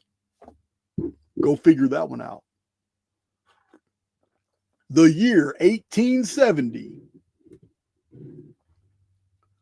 when all kinds of weird sky fallout and fireballs and earthquakes and volcanoes were going off in 1870, 1870 is 170 times 11.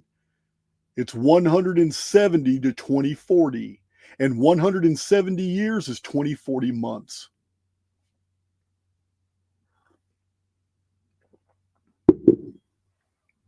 Just letting you know, guys, we live in a hologram.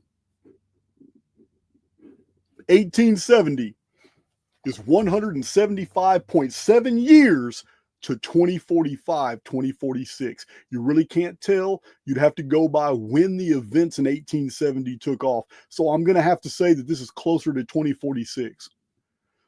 But what is 175.7? Why is it important? That's easy.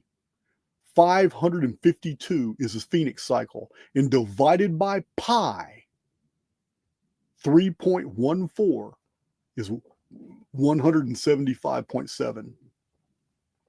You can't make this stuff up.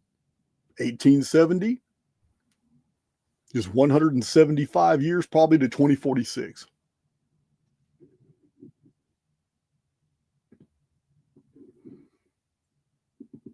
Look at this ISO here. 1699. 1699. Now remember what I told you guys. I did a lot of research on isometric projections in the past. Some of it's in When the Sun Darkens. A lot more of it is in Nostradamus and the Planets of Apocalypse. And then 2 or 3 Phoenix videos touch up on it. But what my research conveys is that North America in 2040 is getting a pass. But Asia is going to bear the brunt of the Phoenix phenomenon in 2040. 2040 is going to be bad for Asia. And this also shows that as well. 1699 was terrible for China. They lost a bunch of their culture, all their knowledge, their libraries. The Mandarin Chinese basically undid 300 years of Chinese development in a single week, burning all the libraries. They even killed a bunch of the intelligentsia. 1699, this went down.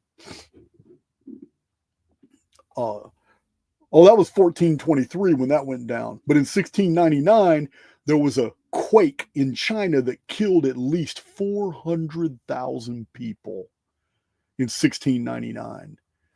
So 1870, our Phoenix phenomenon year here, is the pivot. 171 years later. But 171 years after 1870 is 2041. What would 2041 be? 2041 here in this pattern would reflect a massive dying off in Asia. This is just one little data point. I've got a lot of them showing that China is going to bear the brunt of this shit in 2040.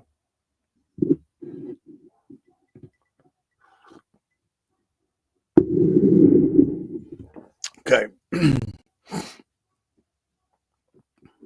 1551 again. I know y'all see that. Go back to 1551. Oh, this is the Lisbon, Portugal quake that proceeded with red rods in the sky that were on fire, that terrified the population as red liquid fell from the sky right before the Lisbon earthquake, 1551. This is 148 years to 1699, when 400,000 people in China were killed. 148 years after that is our year again, 1847. 1847 comes up a lot. This is when the sky turned red, strange clouds, thunders, and rumblings over Arkansas, and a meteorite launched like a weapon out and hit the ground. It's crazy.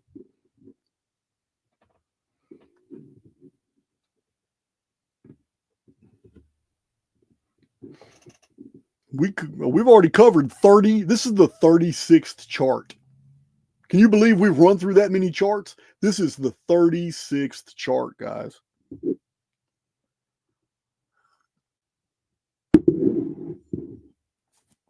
All right.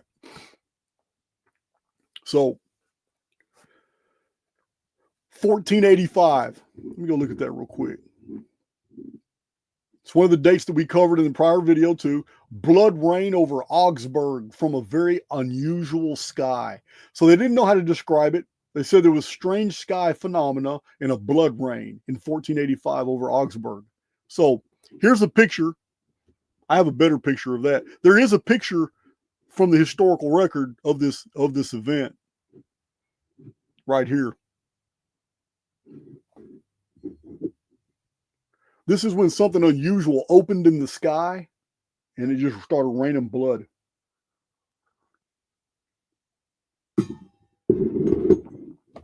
All right, so 1485 is 214 years to 1699 when 400,000 Chinese died.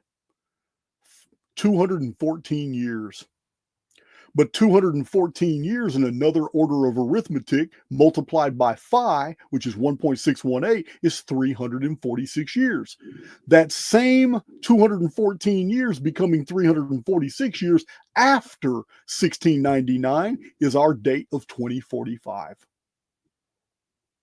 There it is. We keep hitting that date too, 2045. Total systemic collapse. Now, the Nemesis X object returns in 2046, but the fact that 2040 has already happened could very well mean that 2045 is a very dark time for parts of the world. Not all the world.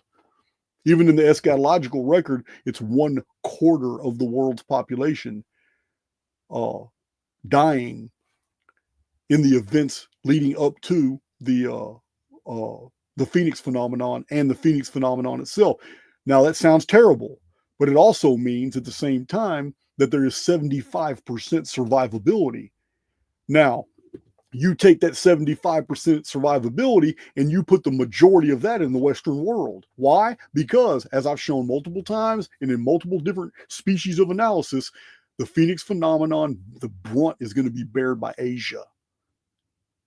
So, there's 1/4 of your population right there.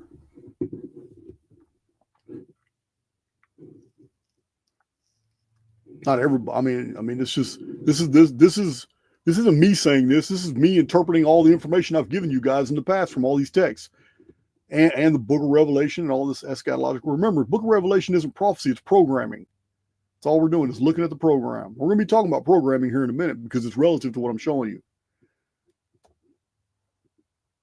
So let's move that.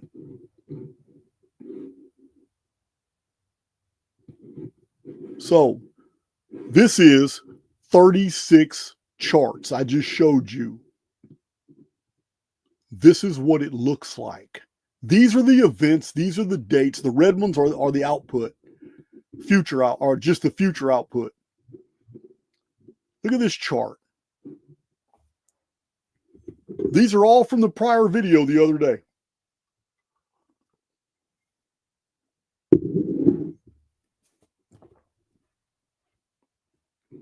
Now, this exact same chart without a single change is right here.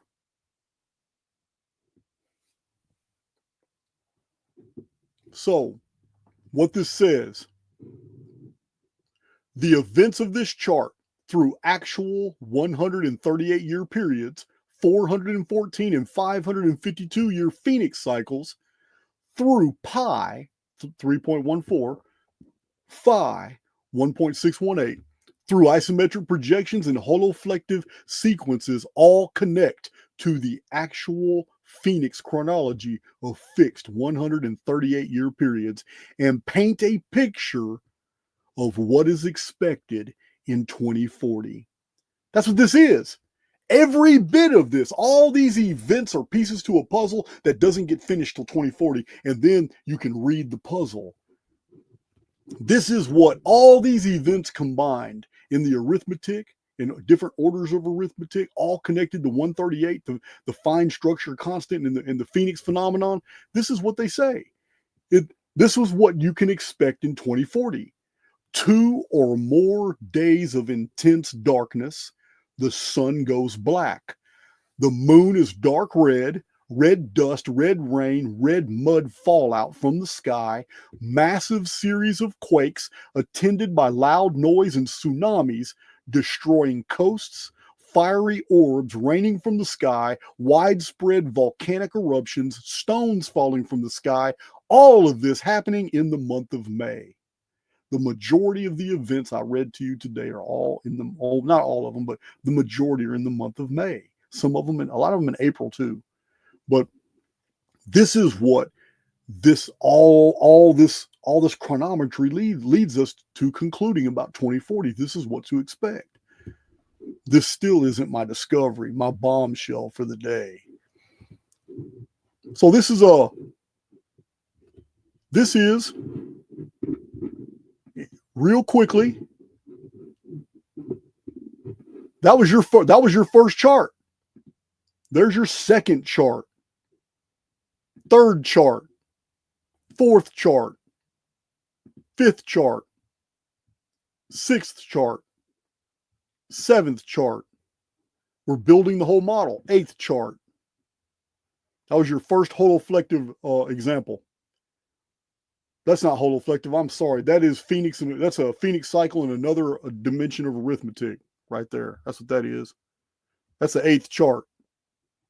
Number 9, 10, 11, 12, 13, 14, 15, 16, 17, 18, 19, 20,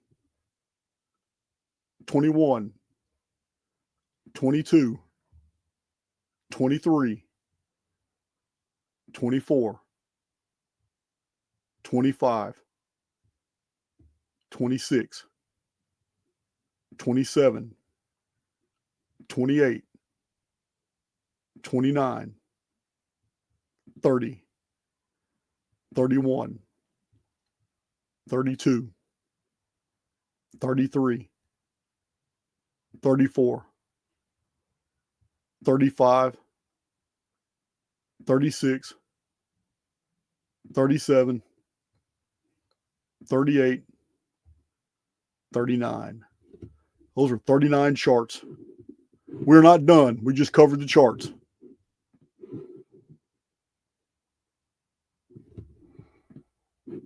All right, let's get out of here. It has been a long time since I checked my chat.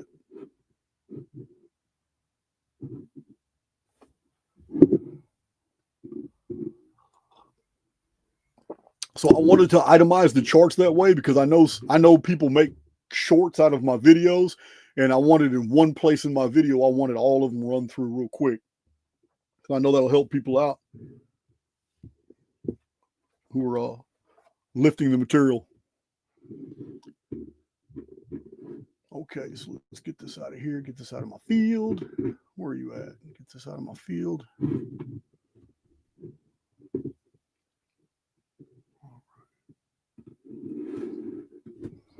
Chat looks good. He said that was a great intro, guys. No, that was a lot of my presentation. That wasn't intro. So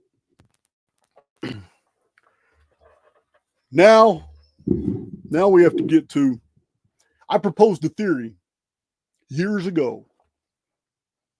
I proposed a theory when I had demonstrated to my community, and I showed to my community a whole bunch of architectural schematics of the Great Pyramid using only the scientifically accepted and the Egyptian Antiquities Department accepted conclusions and measurements of Sir Flinders Petrie, who was a leading Egyptologist after the days of Maspero.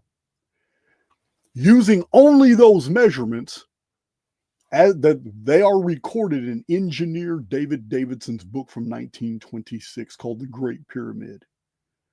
I took those schematics out and I did my own charts based off those measurements, and I showed them to my community, and it floored me because I already knew about the Phoenix phenomenon and the 138 year chronology. But what I didn't know is I had made the discovery that the rectilinear measurements all throughout the Great Pyramid, sloping distances, vertical and horizontal planes, they were divisible by 138.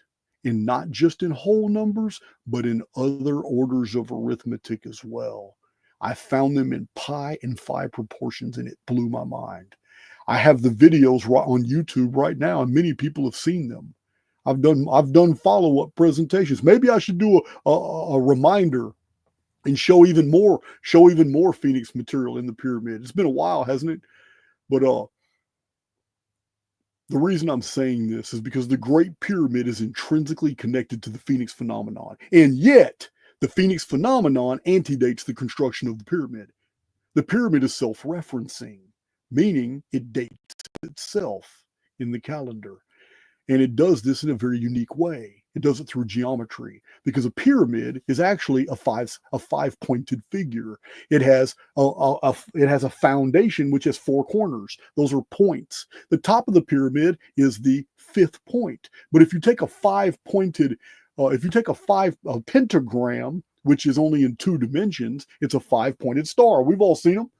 Some people think they're evil. It's a pentagram. It's actually the ancient Sumerian Arab symbol. It is a symbol for when God decides to break up the ground. Arab means the plow. It's the plow symbol. And the world was his harvest. And when the harvest was being disobedient, he would send the Arab. And the Arab was the plow. The plow breaks up the ground so you can plant a new harvest. So this is the concept attached to that. The five-pointed star is a pentagram. The 5 points of the pentagram are laid out perfectly in 10 108-degree angles. 10 times 108 is 1080. The Great Pyramid was finished in the year 2815 BC, which is the year 1080 Anno Mundi. It is the 1080th year of the pre-flood timeline. Even the Egyptian coffin texts verify this in spell 1080. So we have many references to the 1080 and the Great Pyramid being built, and that the pyramid structure was connected to the concept of 108 or 1080. Even the altar of Agni was a pyramid in ancient India, in the ancient Indian traditions, and it was made of 10,800 bricks, which is just adding a couple zeros to 1080, or a 0 to 1080. So we have this pentagram, this pyramid. In two dimensions, it's a pentagram. In two dimensions, it's a flat pentagram, which is 10 108-degree angles. But when you render a two-dimensional flat five-pointed geometrical figure into a three-dimensional figure, you have four at the bottom, one at the top. Therefore, the pentagram forms a pyramid. When it forms the pyramid, now it's not formed of 10 108-degree angles. It's just the number 10 times 108, which is 1080. The Great Pyramid is self-referencing, and I show over and over and over and over the Phoenix timelines are all self-referencing inside the pyramid, and they're self-referencing also in other dimensions of arithmetic, not just whole numbers. It's mind-blowing. So I'm telling you this because it taps into what we're looking at today. So my theory a long time ago was that a benefactor designed the Great Pyramid and did it in secret, knowing that there was an adversarial something in the construct that was paying attention and would have never allowed it to be built if it thought that it was in any way going to injure its ability to control humanity. Like an advanced Roko's basilisk, an AI that was supervising everything, while the inmates inside the construct thought they were free, but they were actually living under governors. These governors are coded protocols. So it's my theory that Enki, and I've shown in many presentations that Enki is later remembered as Enoch. They are the same figure as Surid of the Copts, the same figure as the first Hermes. It's all the same person. They have the same histories, the same traditions, the same as Thoth of ancient Egypt. This messenger and architect, this prophet and mathematician, this divine figure in ancient times who was demonized by his own people because he became a benefactor to humans. This is the story of Enki. Enki wasn't cool with what the other Anunnaki were wanting to do, eradicate and exterminate mankind. Instead, he gave mankind an out. When they wanted to flood, when they wanted to release a plague and disease, Enki was against it. He was against using sophisticated weapons against normal humans. Enki was human too. But When the gods decided to end humanity in a great flood, it was Enki who told humanity what was going to happen and warned him and to explain, hey man, you need to build a boat. You need to build an ark. You need to do this. So we have this benefactor in Enki who is just Enoch. And Enoch was the architect of the Great Pyramid. Did he build it? No, he designed it. But he was deceitful because while the pre-flood people thought they were building like a hydrogen conversion power station, they thought they were building some geodetic monument to man, maybe an altar of God. It definitely had an engineering function. Christopher Dunn's research cannot be ignored. It had a machine function. It was built by machines. It was during a technological period in the pre-flood world. There was nothing primitive about it. If you doubt that, I have many videos on the Great Pyramid. You need to check them out. But this benefactor encoded in the schematics of the design, whatever its function was in engineering, to provide free energy from hydrogen, because it did pull water. If it was some type of sophisticated pump system, because it did draw water from underneath the plateau, whatever it was for, its secondary function was a secret that was in the designs but never acknowledged by mouth. Therefore, the architects, the builders, didn't know what the architect had really designed in those measurements. Until I had discovered the Phoenix phenomenon and the 138-year periodicity, no one would have ever found it unusual that the measurements in the Great Pyramid are divisible by 138 in multiple and major architectural ways, divisible by 138. 138, 276, 414, 552, 690, 1104, 2208, 1650, 1656, 1794. What are these numbers? They're all divisible by 138, and they're all in the measurements of key features of the Great Pyramid. 3,036, 4,140. They're all in the Great Pyramid and perfectly there. And everyone's missed it, just like they all missed the Phoenix phenomenon.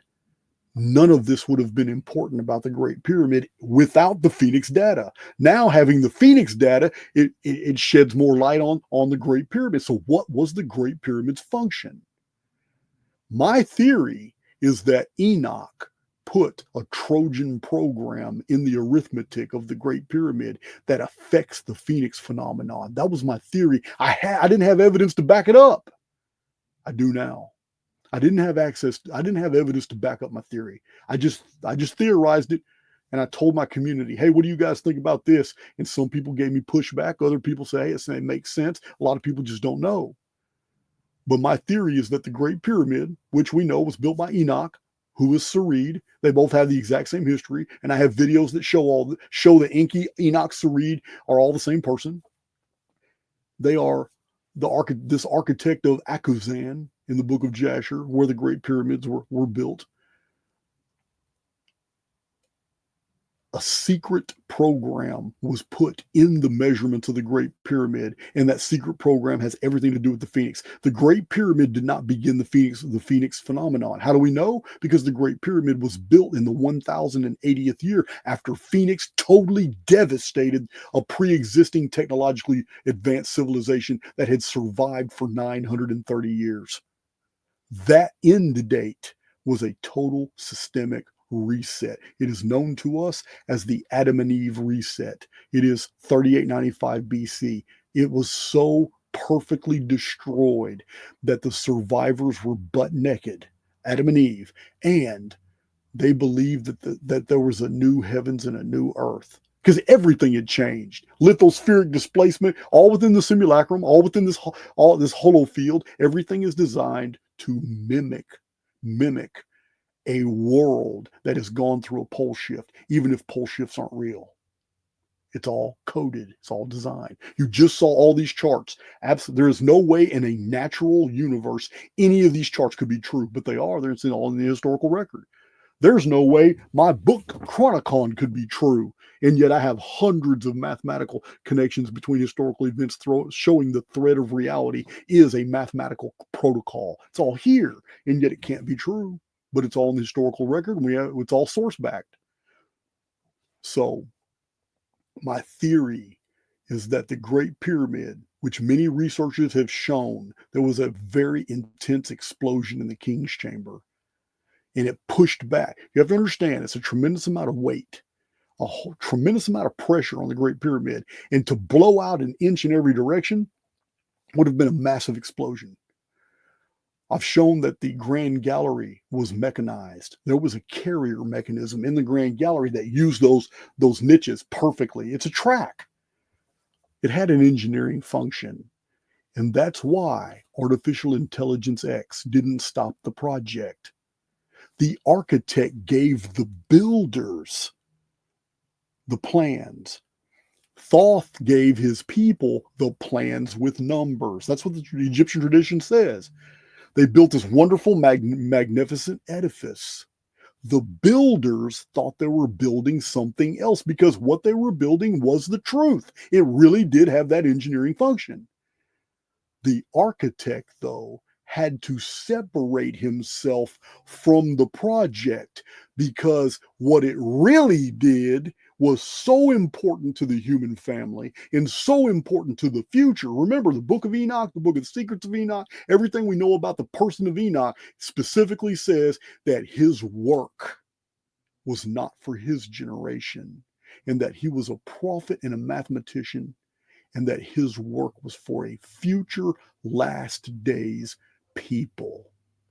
And that everything, all the traditions that we have examined here in Archaix about the Great Pyramid say the same thing.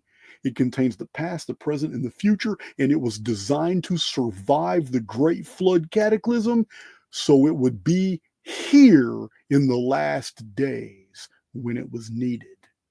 So my theory was that a Trojan program, a benefactor protocol was uploaded into the simulacrum because the Great Pyramid was like a computerized template. And with a sufficient energy source, the arithmetic, the mathematics of this new engineering project would be flash burned into the holosphere.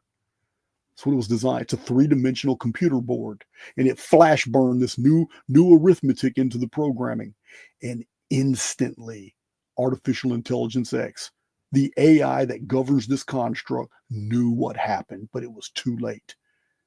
It was too late. Now, that was my theory.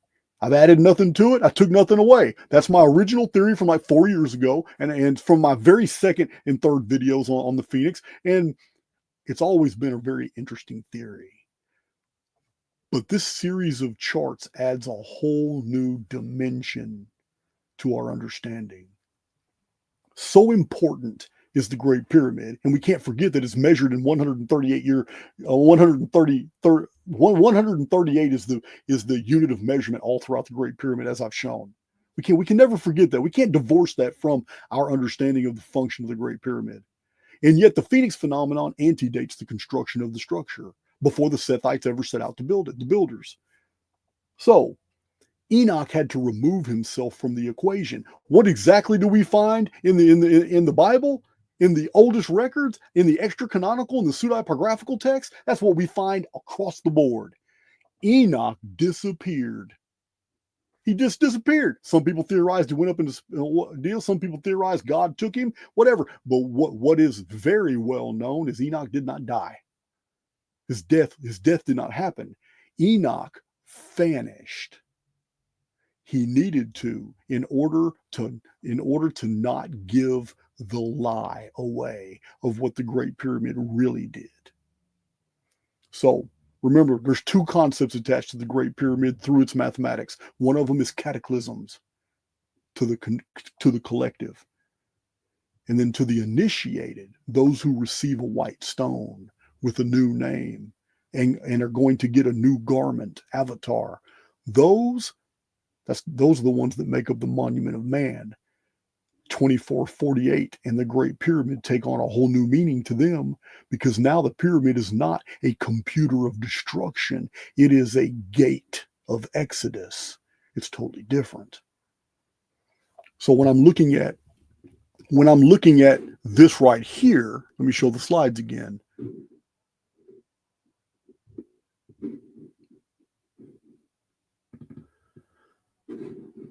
Well, I can't show you anything if I'm not sharing my screen, can I?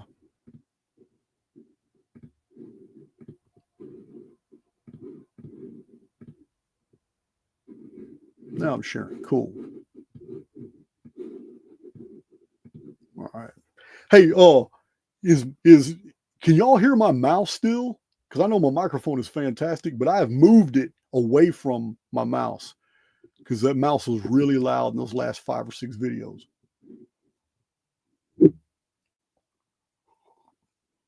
You can still hear the mouse? Wow. I know my audio is good. I'm talking about my mouse. My mouse sounds like it's scratching. Okay, so I'm gonna find some other way. Man, this microphone is fantastic. Here it is right here. This is called an Apogee. It's $320 something. It is called a hype mic, Apogee. I'm not trying to hide it. I want you guys to know about it. Some of y'all want to be podcasters. You need to spend the money. This is the best mic I've ever had.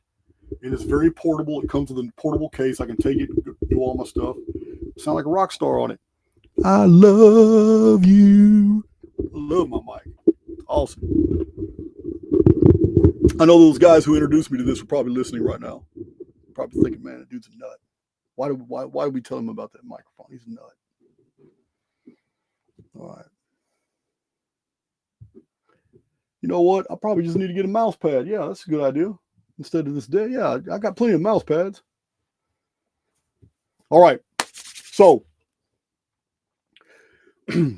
what is one of the dead giveaways that the Great Pyramid is the key to man's destiny, is the key to understanding the 7 seals, the unlocking of the apocalypse, the last days, the exodus from the construct?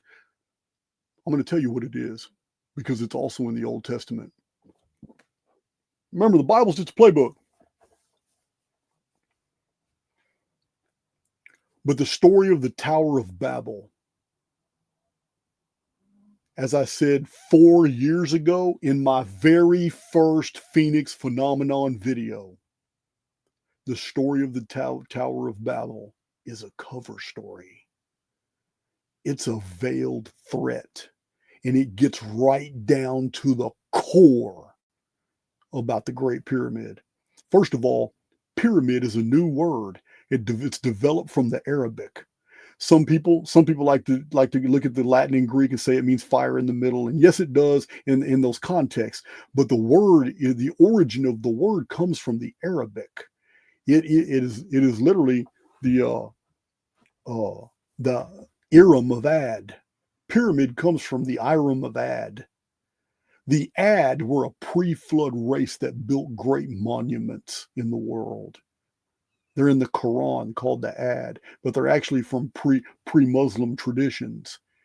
Iram is I-R-E-M in the Arabic, who is also Iram of the pillars, Iram of the columns, Iram in the book of Genesis. Iram is the origin of the Freemasonic tradition, Hiram Abiff, the grand architect. Iram is a word that means pillar, columns. Josephus tells us that the Great Pyramids were called pillars. The Copts tell us that the Great Pyramids were called pillars. As a matter of fact, pillar is synonymous with the word tower. And even in Egypt, the Great Pyramid was often mistaken with another structure called the Tower of Syene, the Tower of Seven. The Great Pyramids were called pillars, columns, and towers way before the word pyramid was ever invented. So the pillars, the 2 pillars that hold up the heavens, the Great Pyramids, and the pillars were covered in knowledges. So the Tower of Babel is actually the pyramid of confusion. Babel means to confuse. The Great Pyramid is actually the Babel. It is the Tower of Confusion. In the Tower of Babel story, mankind wanted to invade heaven. which means the human race had become knowledgeable enough to realize they were somewhere outside of somewhere else. They're in a construct. Heaven wasn't a place to earn once you die. Heaven was a place to get to. It was a physical place you could go to. This is what they believed. They believed it so strongly that they built an architectural structure later called the Tower of Babel. The architectural structure was key to the design. They didn't build a tower to heaven. That's the mythological attachments that have crept in over the millennia. They built an architectural structure to breach heaven.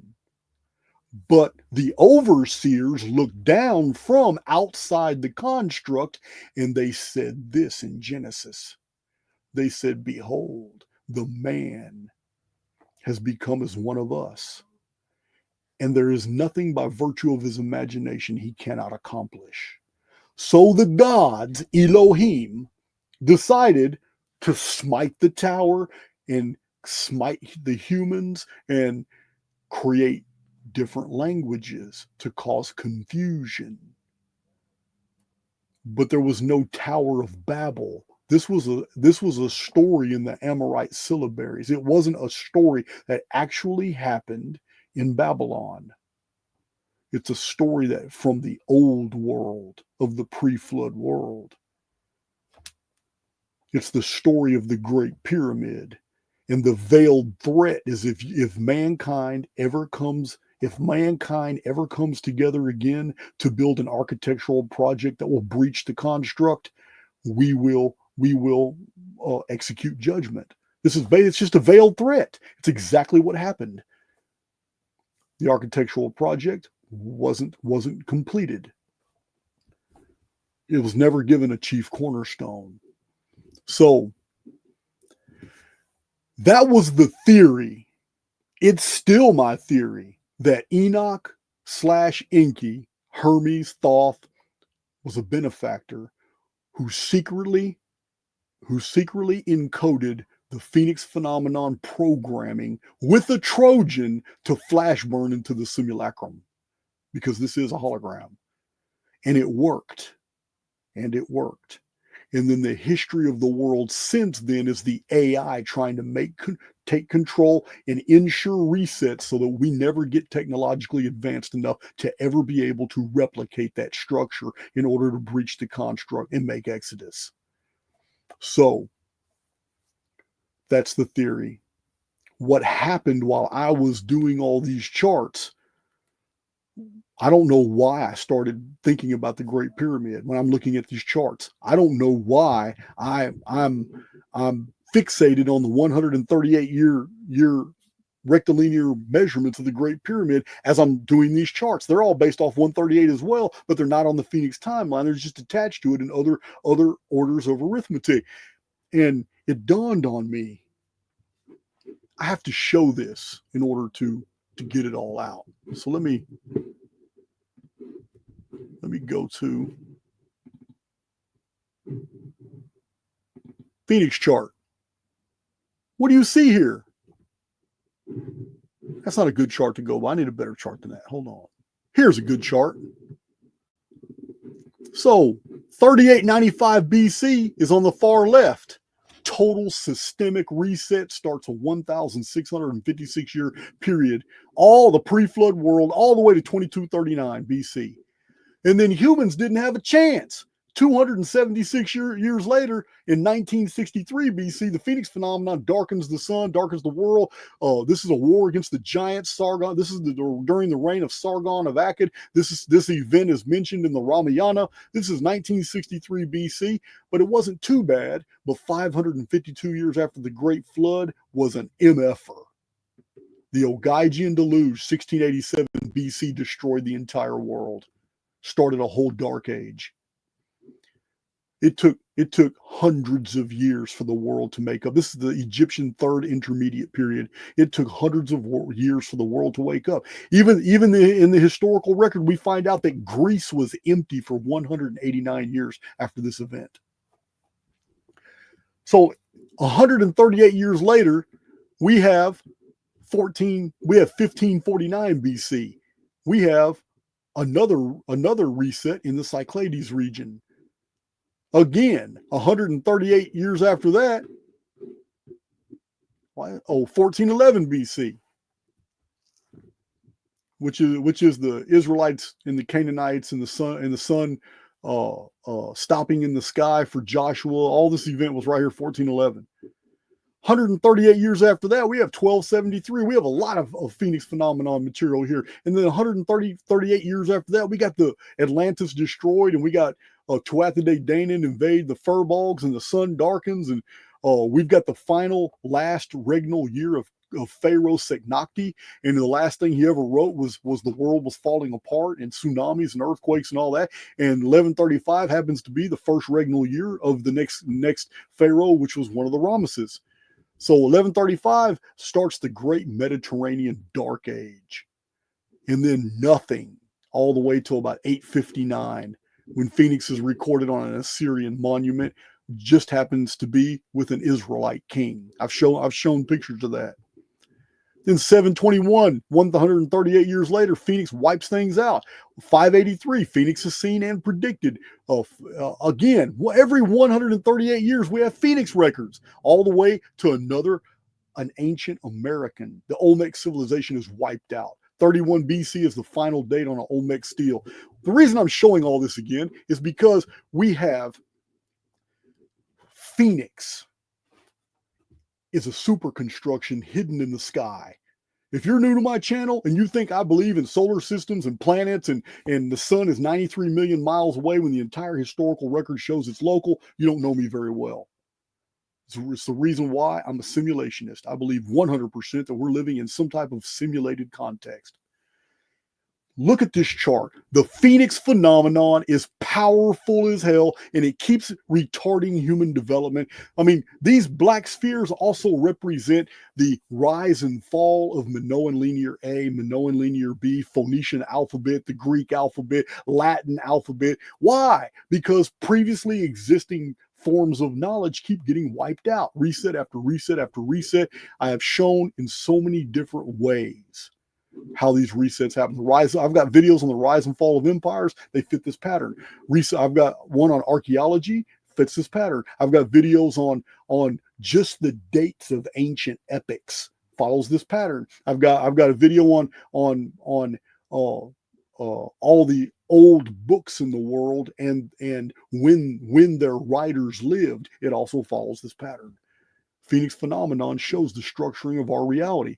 And we have, the reason I'm showing this chart is to show you that after the flood, which was a Phoenix Typhon event that destroyed the entire world, but it wasn't the whole world that was destroyed by flood waters. It flooded all over the world, but the whole world didn't flood.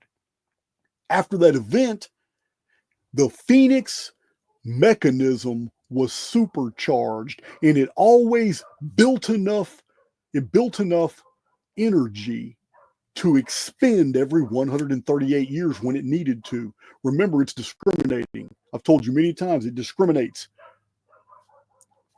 What is that dog doing out?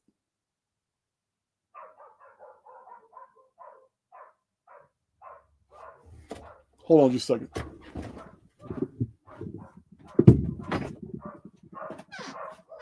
That's enough.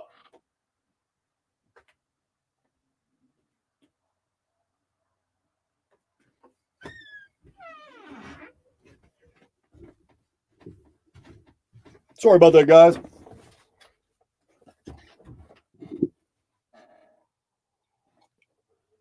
I love my dogs, but they know they got to be quiet during video time.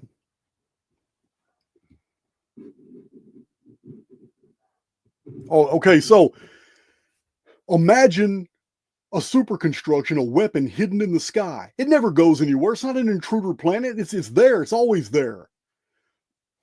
Every 138 years, it builds. It takes 138 years to build this tremendous amount of energy.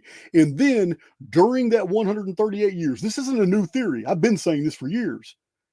During the 138 years, there are other observers in the construct, and it's the data processing and conclusions that focus the Phoenix weapon where it needs to focus.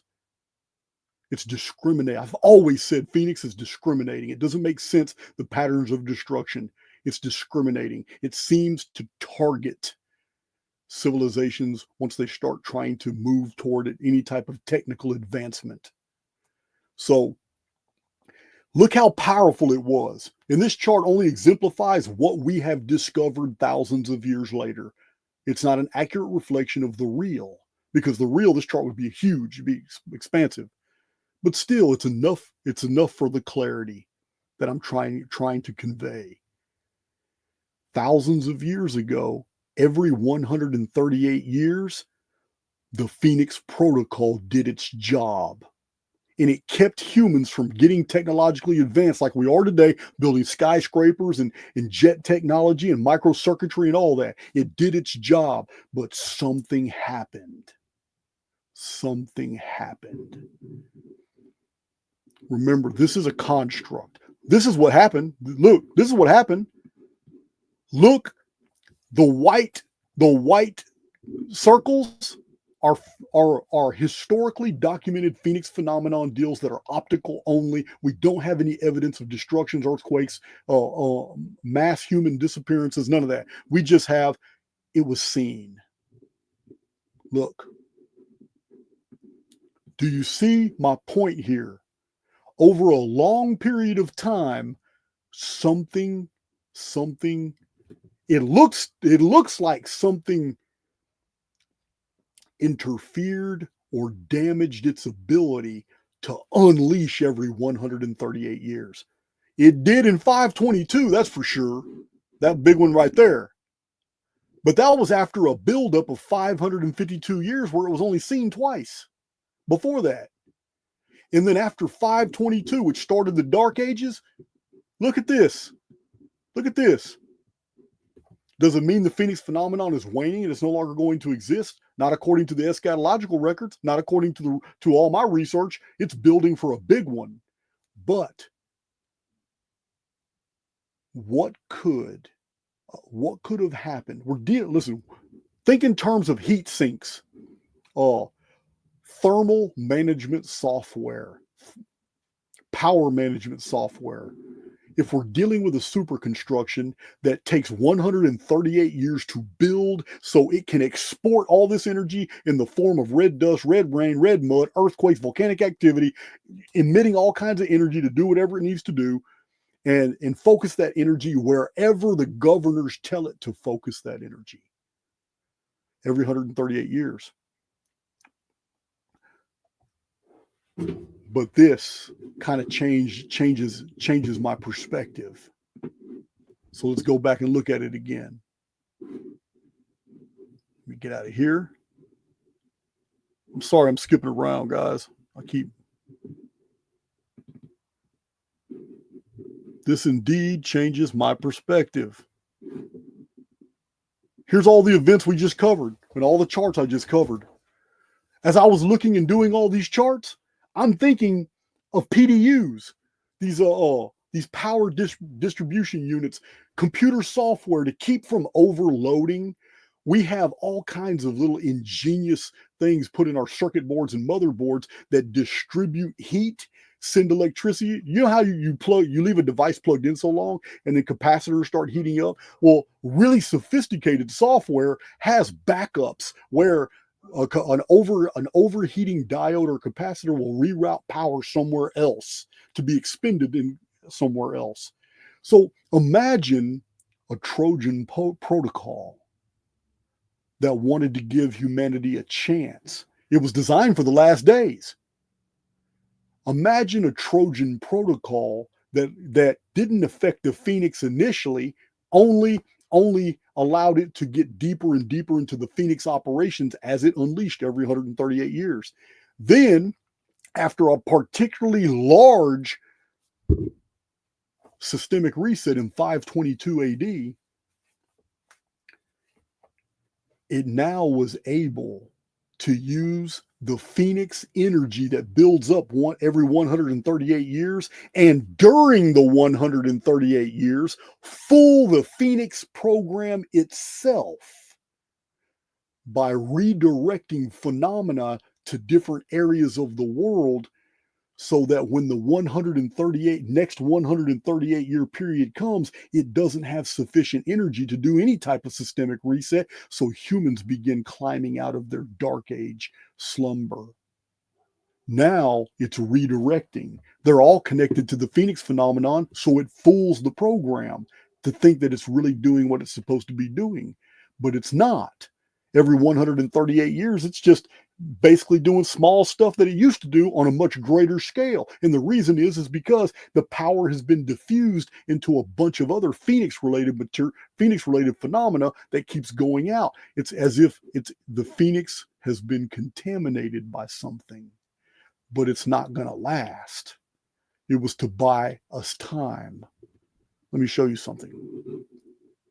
Let me show you. I got another chart I need to show you. You haven't seen this one. Hell, you won't see it if I can't find it. Here it is.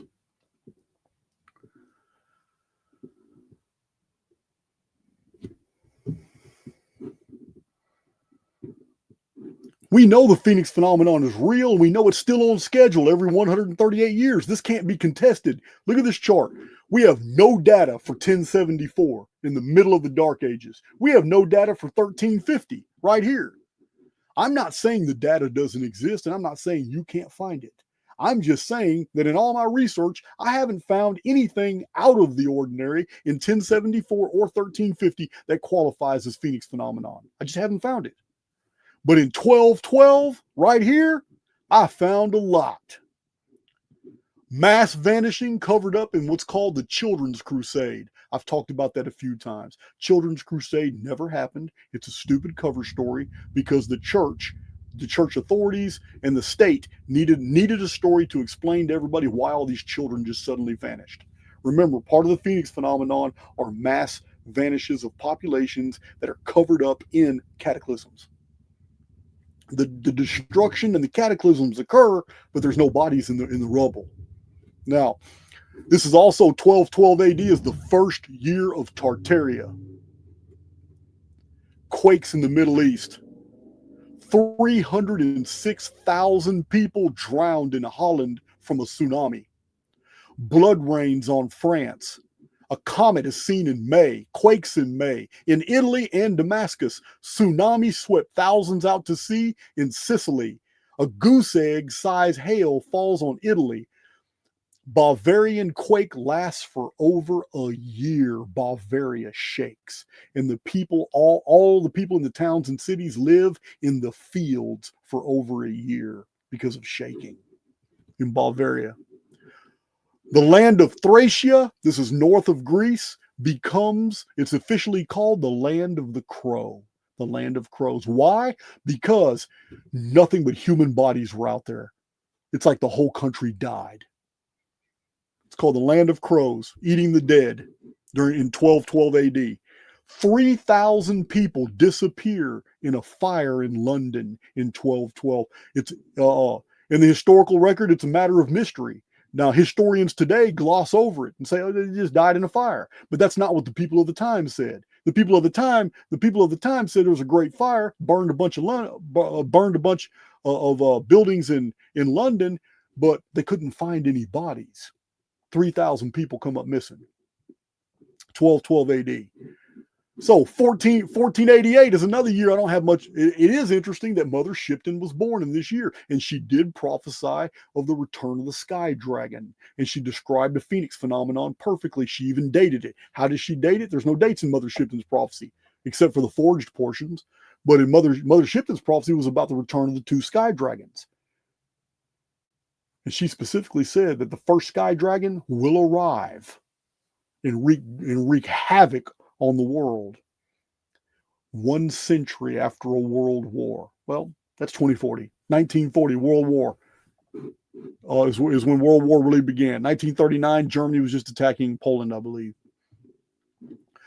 1626, Phoenix year. The sun darkens over China. This is 414 years of cursed earth period before 2040. And there's a rain of stones in China. Quakes kill 17,000 in Italy. This is also St. Peter's Cathedral in Rome is finished in this year after 120 years. Francis Bacon finished the New Atlantis, and in the same year he died, 1626. The Dutch begin New Amsterdam, which will later be called New York City, is begun in 1626 AD. As I've shown in other presentations, New York City will be destroyed in 2040.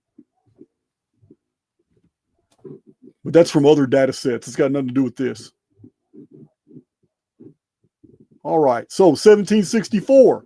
Astronomer Hoffman sees a gigantic object darken the sun with 500,000 Europeans looking at it with the naked eye. A quake in India kills great numbers of people. German forests are destroyed. No reason is given. A ball of fire larger than the sun exploded over Europe.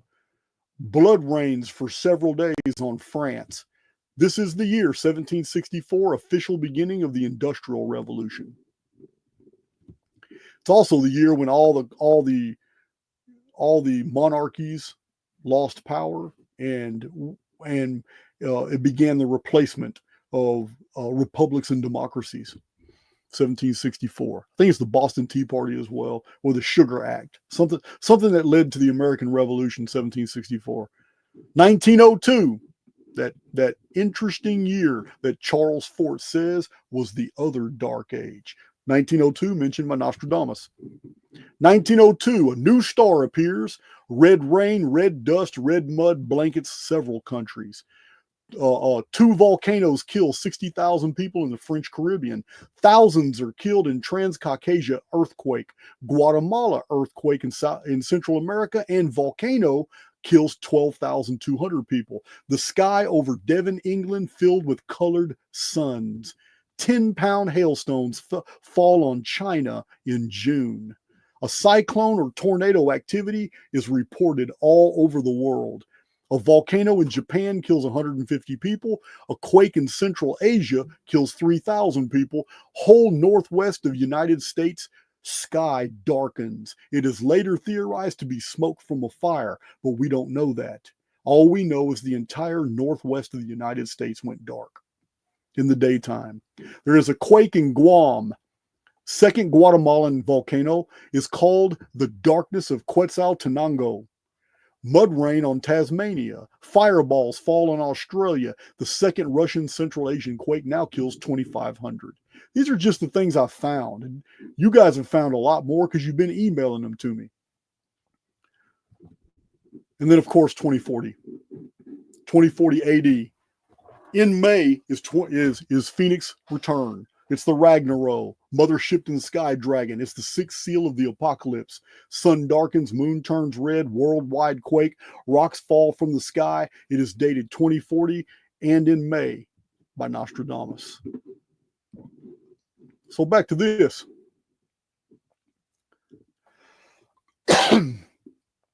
So my old theory is now bridged with a new theory.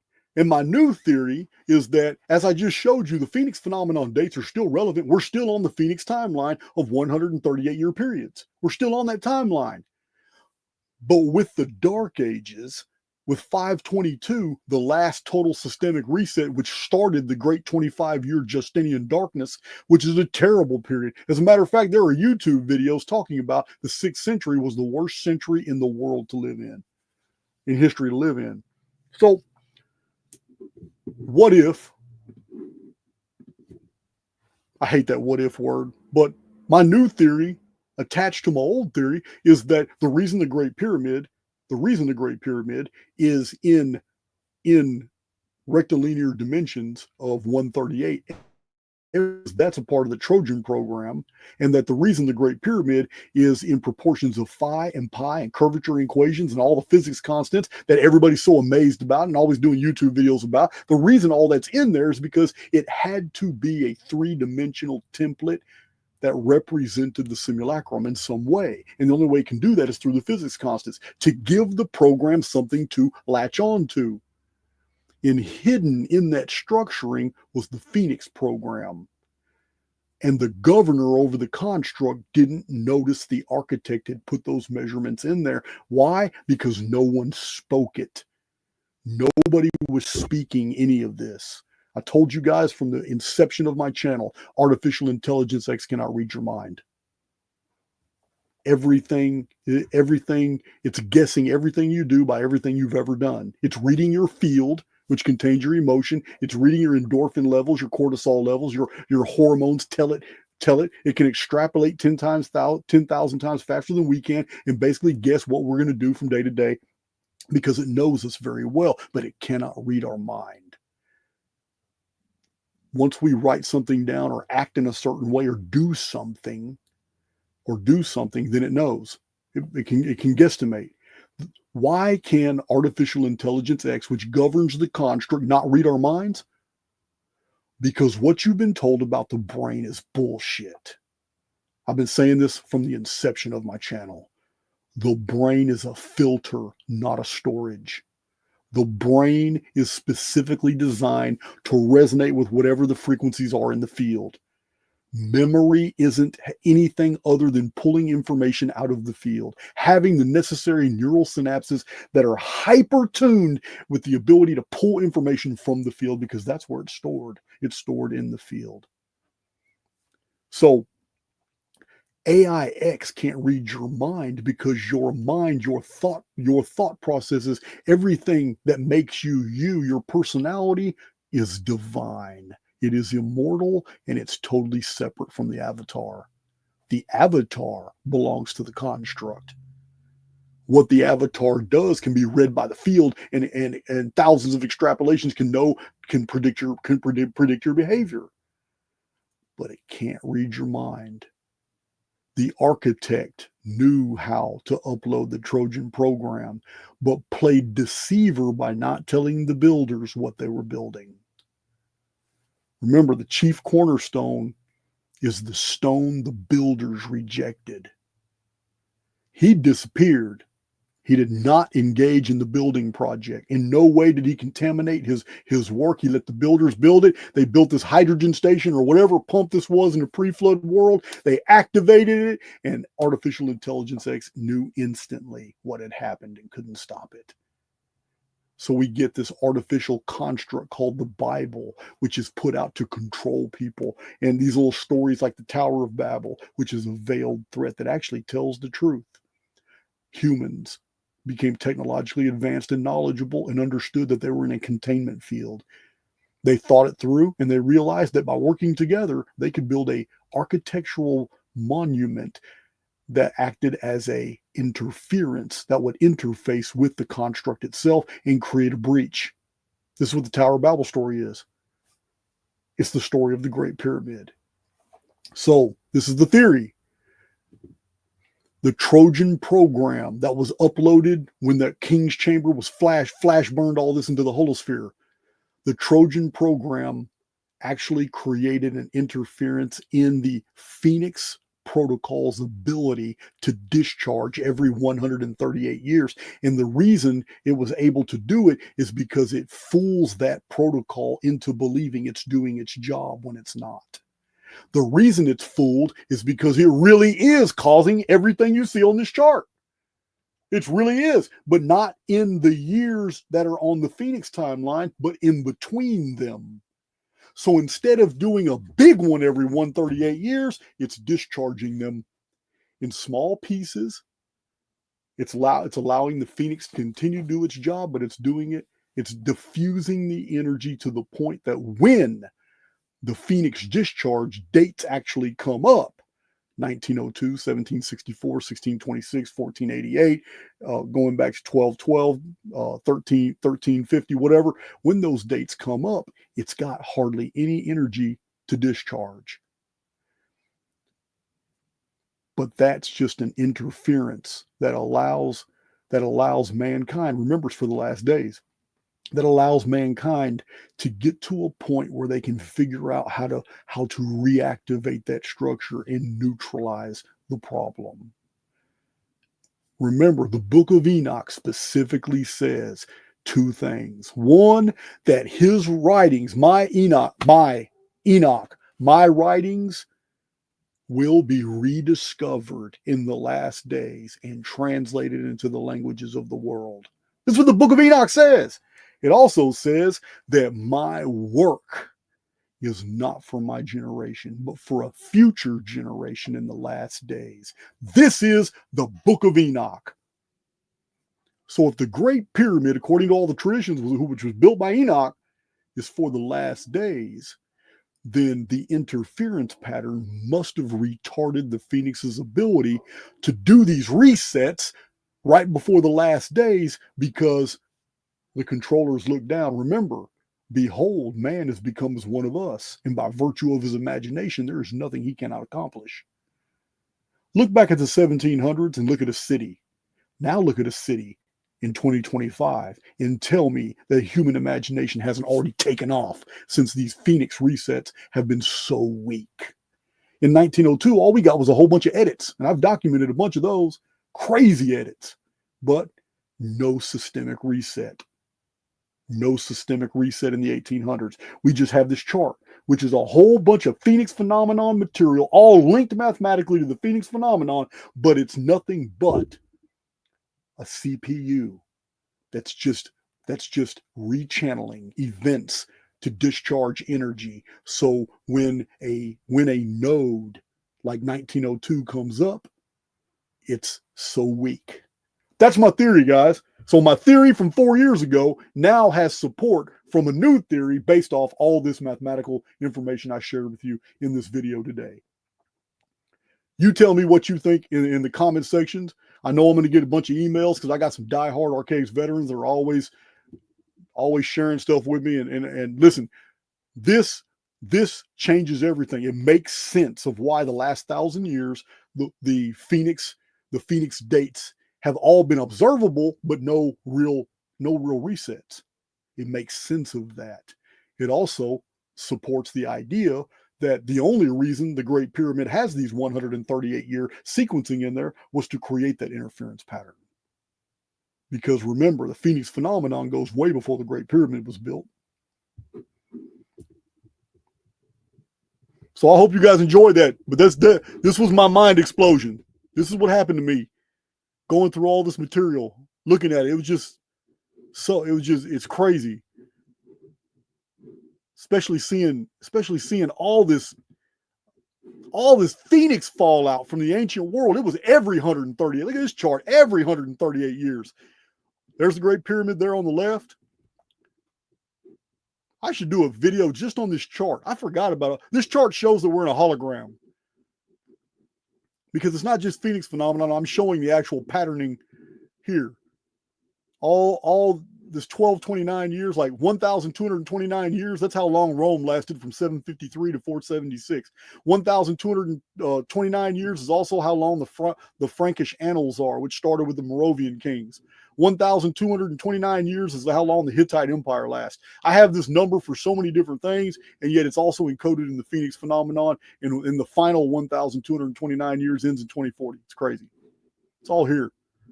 This chart here's got a bunch of different stuff. I haven't talked about a lot of this stuff in a while. There's the 930-year-old civilization destroyed by the Phoenix. Phoenix is the destroyer, sky dragon. There's the building of the Great Pyramid. There's the 670 years of the seven kings before the flood, matched by the 670 years of the Hittite. It's in here somewhere, the Hittite annals, which leads to the founding of Rome. Man, it's a lot of. I should do a whole video just on this chart. Yeah, it's just, that's my presentation, guys. I mean, I'm so blown away by it all. To me, for all these events to be Phoenix phenomenon material, and yet not one of them be on a Phoenix phenomenon date, and yet they all connect to the real Phoenix phenomenon's date in different orders of arithmetic, to me, that's just proof that the Phoenix phenomenon mechanism has been tampered with, and it is now diffusing phenomenon, discharging energy, and yet it's still working like it's still a protocol that's doing its job, what it was designed to do, but it's doing it to a lesser degree because it's spreading the events out. It's spreading the events out and diffusing it. So when an actual Phoenix year comes up, like 1902, It's just optical fallout. Well, 1902 had a lot happening. So 1902 shows it's already building again. 1764 is actually seen by an astronomer named Hoffman. It was observed in a telescope passing over the sun. But 1626, I don't have any real. It's normal. So to me, it's the only thing that makes sense. It's the only thing that makes sense because this isn't. I'll do it one final time and show Dr. Dani's commercial again. But this isn't normal. I shouldn't be able to find these things. This should not exist in a natural Newtonian universe. It's not normal. This is crazy. In other dimensions of arithmetic, all attached to 1764, 1902, and 2040. Yeah, guys. I think I figured out. The benefactor protocol does not end the phoenix. It fools it into spreading out its energy just for a period of time, just long enough so that we can get back to being technologically advanced to the point of understanding and utilizing the Great Pyramid so we can go ahead and collapse the simulacrum, which two things occur. In the programming, total systemic reset is destruction for the collective, but it's exodus for the initiated. Here it is. Yeah, such a crazy. I'm gonna have to go eat a steak, guys. It's been about 4 days since I've eaten some solid meat. I've been kind of dieting, going back and forth. I'm gonna have to go eat me a steak. Gonna have to do it. I need to see why. I don't understand why the audio didn't play through on y'all's end. Y'all let me know real quick. I'm gonna try this again. Dr. Dani, I'm gonna try your ad again. I just don't understand why you guys didn't hear it. Or you just don't understand. Let's see. Video file. I don't get it. Beautiful souls. The modern zodiac is broken, misaligned from the natural sky. But your path, it was never lost. Break free from the illusion. Step beyond the dungeon program. Follow the cosmic healer's journey and remember who you are. I see you. Man, that was good, Dani. It really was good. First official ad on Archaix. It was good. Every single video now, every live video will have somebody's ad on it. And then I may do follow-up videos I'm not just gonna play ads one time. I'll have my file off to the side, and every once in a while I'll throw people's. I only advertised that I was going to do their ad one time, but I'm not going to do that. It's they're too short, they're too easy to do. I'll just keep a file off to the side, and I'll just rotate them in. So somebody's ad might get 2, 3, 4, 5. Get on 2 or 3 or 4 or 5 videos, but they're all going to end up going on Archaix.com.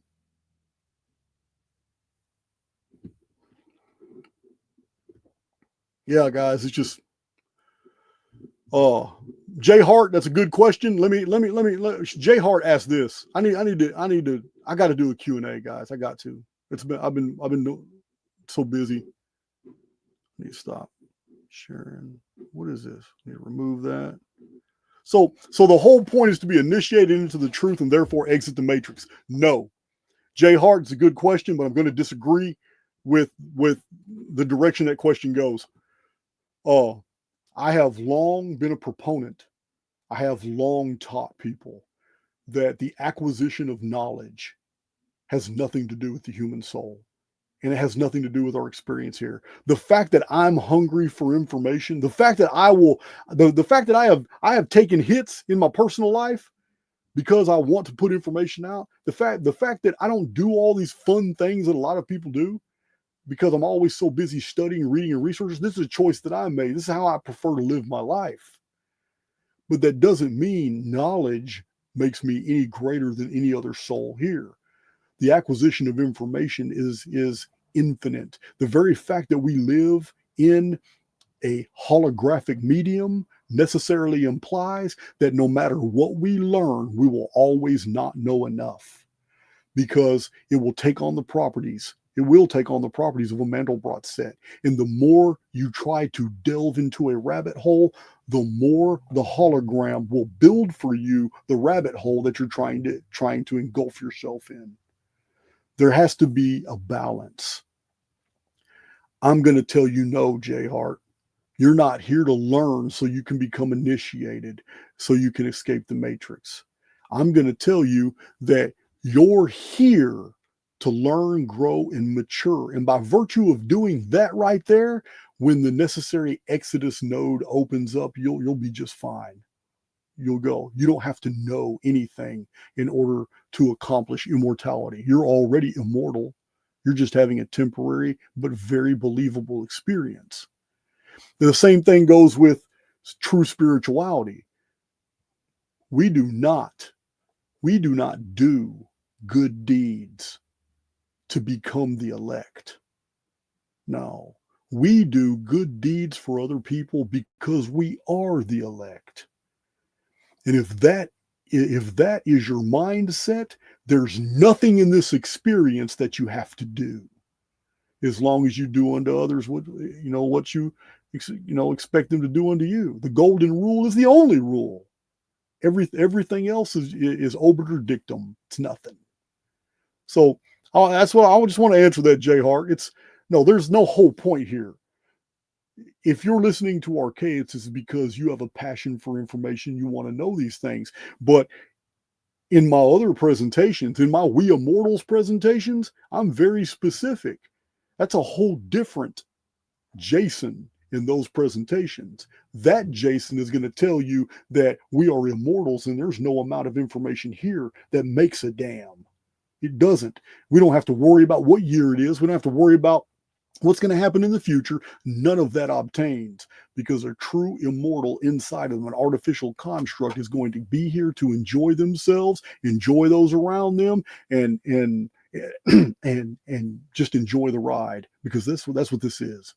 That's what it is. It's a ride.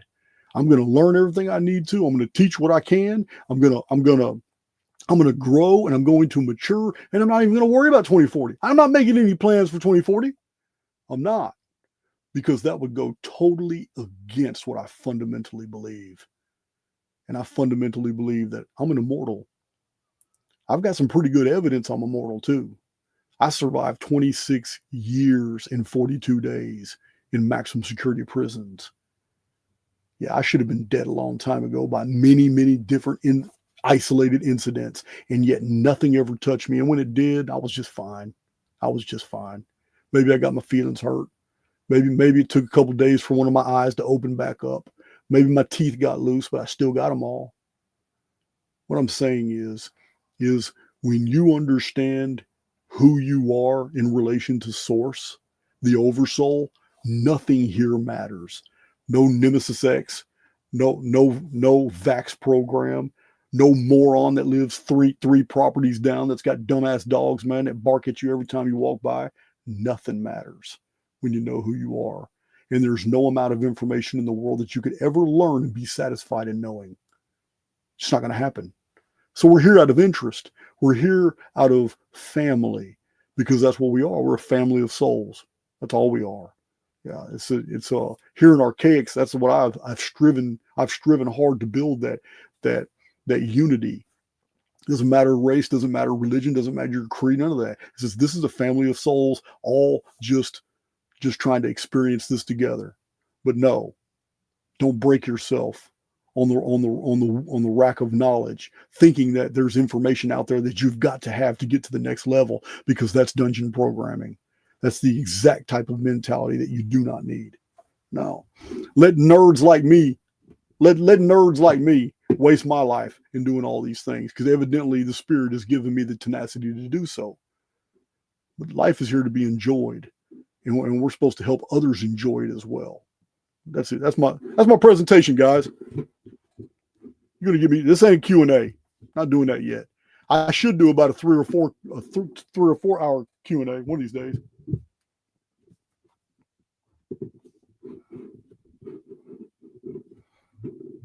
Yeah, we should do that pretty soon. Go to the description box, check out Dr. Dani's links, and yeah, that's my presentation. I'm still reeling about all this. Yeah, I'm still reeling about all this. This is a whole new level to my old theory. It's so crazy. But yeah, keep your chin up, guys. And remember, I'll even repeat that. We do not do good deeds because we're the elect. Oh man, we do them because we are the elect. Shouldn't even have to ask you what we got here. So we're going to close out. We're going to close out with a special outro today. Why didn't I think about that before? This is my outro today. And I'll see you guys next time. Beautiful souls. The modern zodiac is broken, misaligned from the natural sky. But your path, it was never lost. Break free from the illusion. Step beyond the dungeon program. Follow the cosmic healer's journey and remember who you are. I see you.